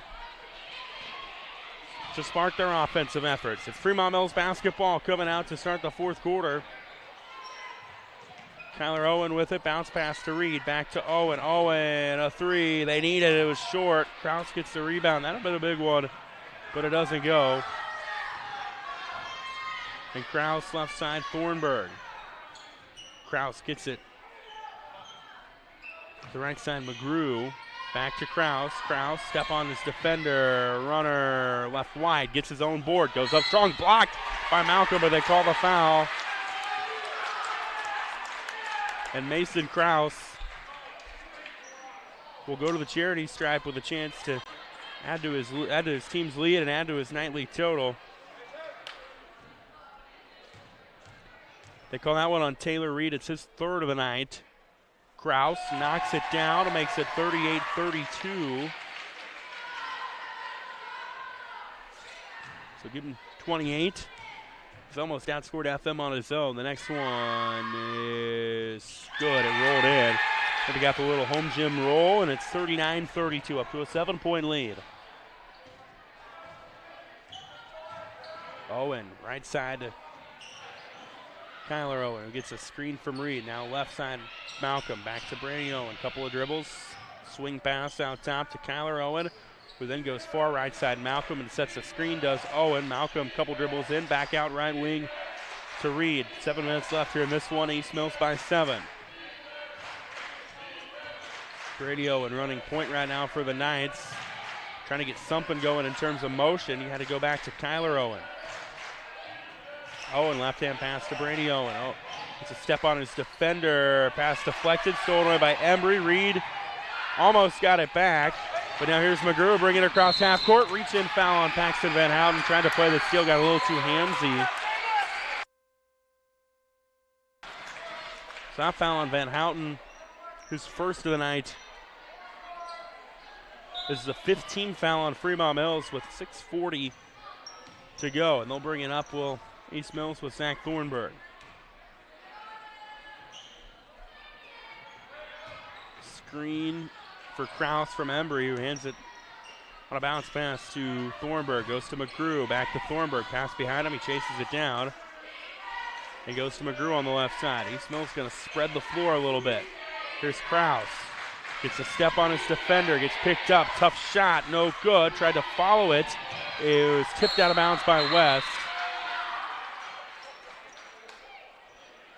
And it'll go to Fremont-Mills, and West tried to keep it in play, threw the basketball back in, and I think it bounced off of Jake Malcolm.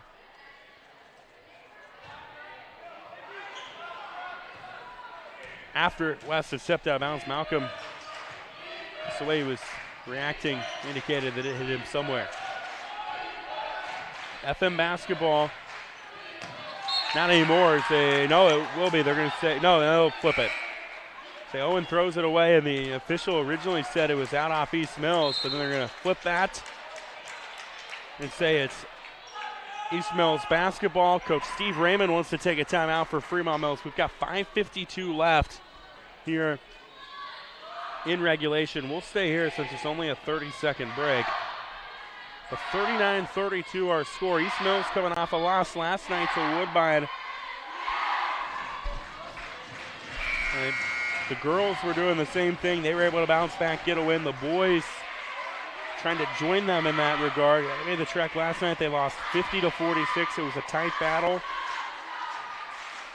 They were down 6 going into the fourth and just couldn't find those shots late.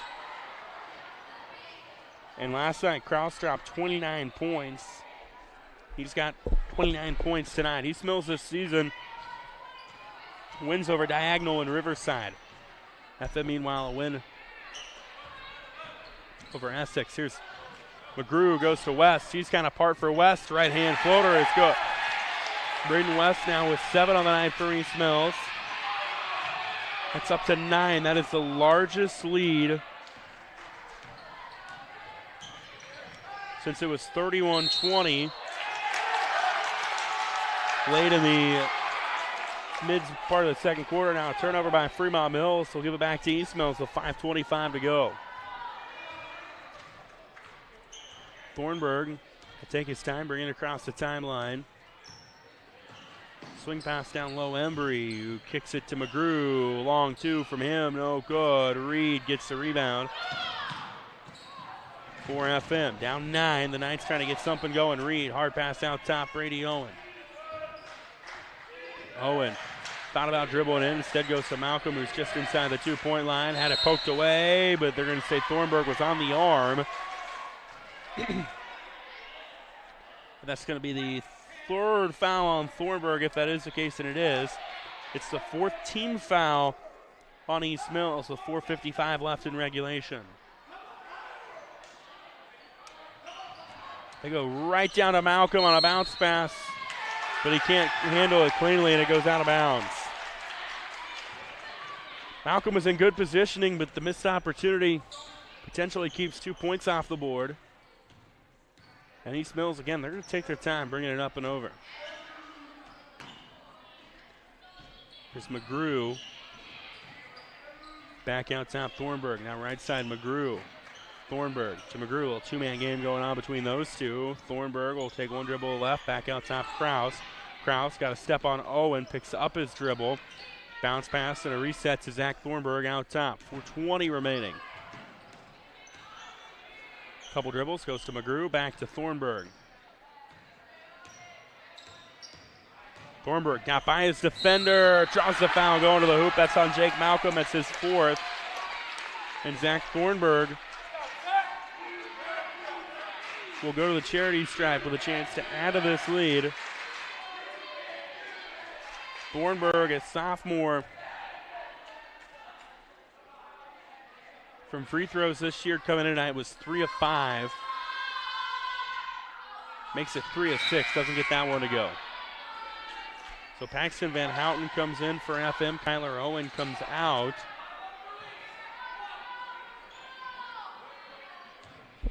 .412 remaining. The next one from Thornburg is good. No doubt about that one. That's up to a 10-point lead, 42-32.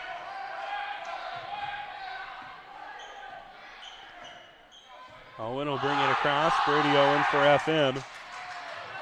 This feels like a big possession for them. Lemons, high post, Malcolm. Malcolm makes the extra pass. Van Houten, shot too long. Rebound by Krause. Krause will bring it up and over. They have contained him a little bit in the second half, but might have been too little too late. Thornburg to McGrew, and FM probably going to have to switch to kind of a man look. Right side lob, Krause. Krause, a 3, left short. Good position though for Embry on the rebound. He's found on the floor. So Peyton Embry draws the foul on Ike Lemons. It'll be his first. It's the 7th team foul on Fremont-Mills, so it's going to be a 1-and-1 opportunity coming up for East Mills with 3:31 to go. For the junior Peyton Embry, who coming in tonight was 3 of 6 from the line. Embry misses the front end. Malcolm got the rebound. FM needing to get points and get them in kind of rapid fashion. Owen off a screen, makes the extra pass. Reed, right-hand floater, no good. Him and Krause fight for the rebound. And Krause comes up with it. And it's stolen away, though, by Lemons. Run out to Reed. Reed makes the extra pass. Van Houten off the glass. They needed it. They get it. And then we'll get a timeout taken by FM head coach Steve Raymond. And we'll take a quick 30 with them here on KMA FM 99.1 KMA Sports YouTube channel. 42-34. 3:06 left here in regulation from Malvern. When people ask me what my dad does, I still don't have exactly the right answer. This is Sadie, and my dad is Shane from Schaff Ag. I know he takes calls and texts early in the morning and late at night. I know he does research to find the best products at the best prices. And I know he says, "I'll get that done for you." but I guess I'm still not sure what all is involved in every aspect of agronomy, but I know my dad does it all. Call Shane at Schaff Ag and see for yourself. 712-520-1333. Well, East Mills leading 42-34. We've got 3:06 left here in this corner conference boys basketball battle. Trevor Matter with you here tonight. KMA 960 Shenandoah, KMA Sports YouTube channel. And it's East Mills basketball coming out of the timeout. East Mills 4 timeouts left, FM with 2. Here's Braden Westwood on the right side. He's trapped into a double team and he traveled. Owen Van Houten applied the pressure. And if you're FM, that's what you've got to do to try to find a way to get yourself back in this. You're not out of it, only 8 points. A couple of turnovers, couple of buckets, and things get tight. Here's Owen. Stopped, went back to Reed, who's been a little quiet lately. They'll go to Malcolm. Malcolm, tough to the hoop, had to change his shot. Doesn't get it to go. Gets the rebound, though. Doesn't get that one to go either. And Braden West gets the board the second time. A missed second chance opportunity for Fremont-Mills. Keeps us at an 8-point game with 2:20 left. Krause will dribble in. He gets fouled, and he'll go to the line.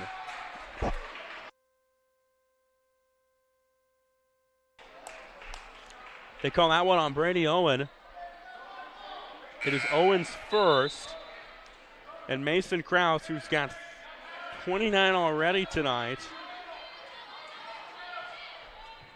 can get to 30 if he knocks down the front end of this. So 1-on-1 opportunity, and he does. So Krause now with 30. It's up to 43-34 with 2:21 left. Quarter conference is going to be fun to keep an eye on this year. As Krause misses the second one. Rebound won by Malcolm.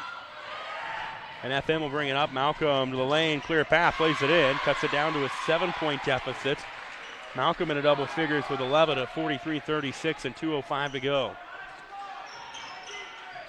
McGrew to West. West double teamed again, has to go to Embry. I think Coach Kevin Schaefer wanted, no, they're going to say step on the baseline. I think Coach Schaefer wanted the timeout. They're going to say he stepped on the line. And Coach Schaefer is red as a tomato right now, trying to plead his case, but to no avail. It goes back to FM. Big possession for the Knights. Reed open three, left flat off the backboard. Rebound though, Lemons. Bounce pass down low. Malcolm out of bounds, stays with FM. With 1:45 to go.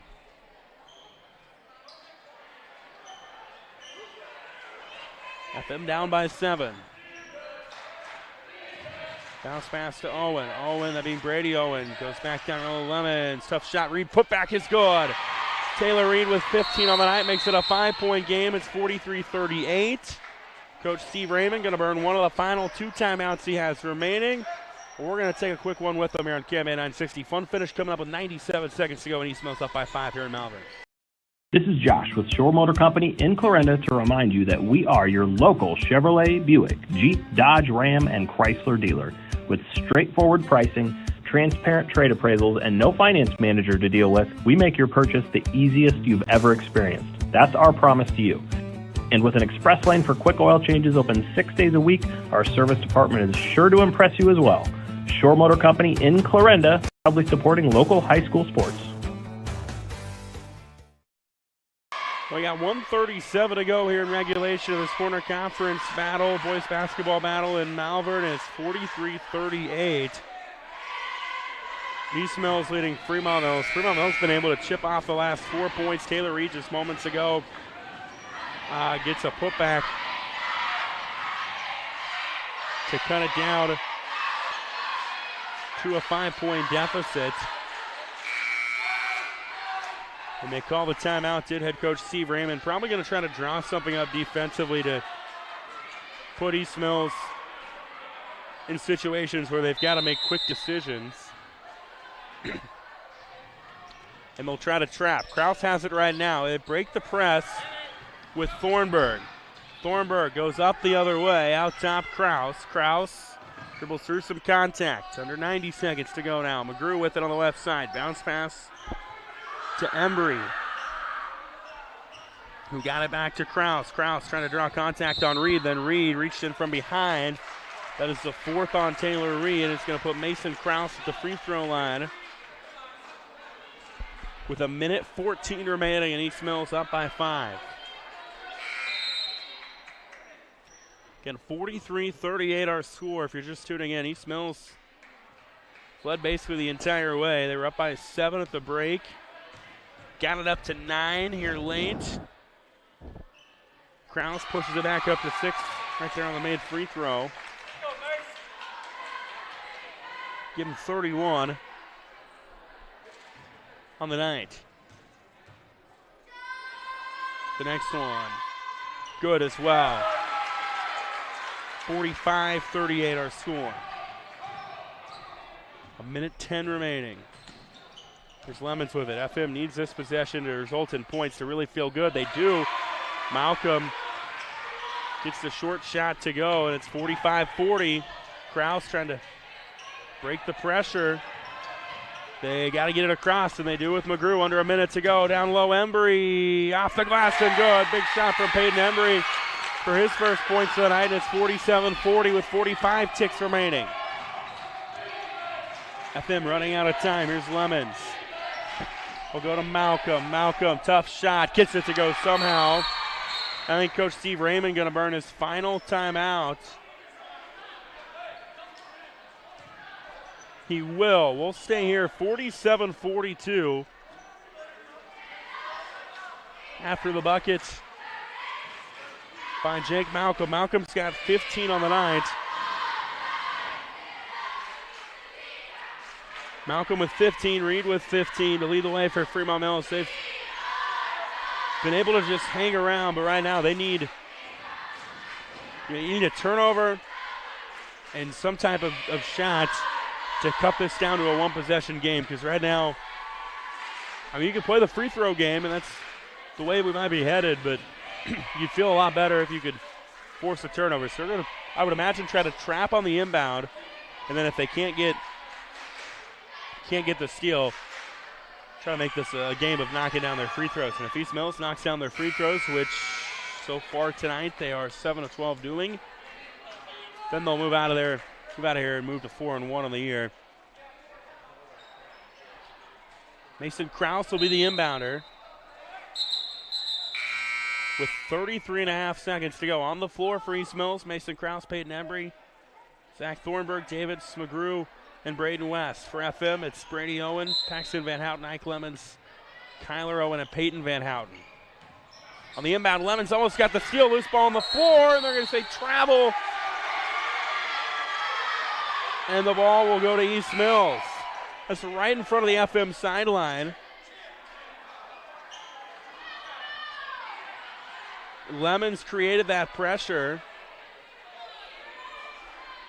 And where we're at up here, I can't see, the feet or anything if they were out of bounds or if there was a travel, but the officials rule travel and it goes to FM. So they've got 30.5 seconds. They need a bucket here and then a stop. Owen to Reed, who's back into the game. Reed, deep three, left wide, and Braden West gets the rebound, and now we're going to play the free throw game on the other way. That was a tough shot. Probably not the shot you draw up in that situation, but they had to do something. You also don't want to burn a ton of time there. So, I mean, it was an open look. It wasn't the best look, but, I mean, if your other option is burn 15 or 20 seconds, that's probably better than doing that, as West misses the front end. So it's going to still be a two-possession game after this free throw trip from Braden West. It's just a matter of whether it's 5 or 6. Jim gets really quiet, and West misses the back end. Rebound by Malcolm. They've got to go. They do not have any timeouts. Here's Owen. Thought about the three. Contested three. Left short. Rebound Owen. Turnaround. Shot no good. Rebound by Embry. That is probably going to do it. As Embry got it to McGrew, who gets fouled with 7.1 to go. And Davis McGrew's going to walk the other way for two free throw opportunities.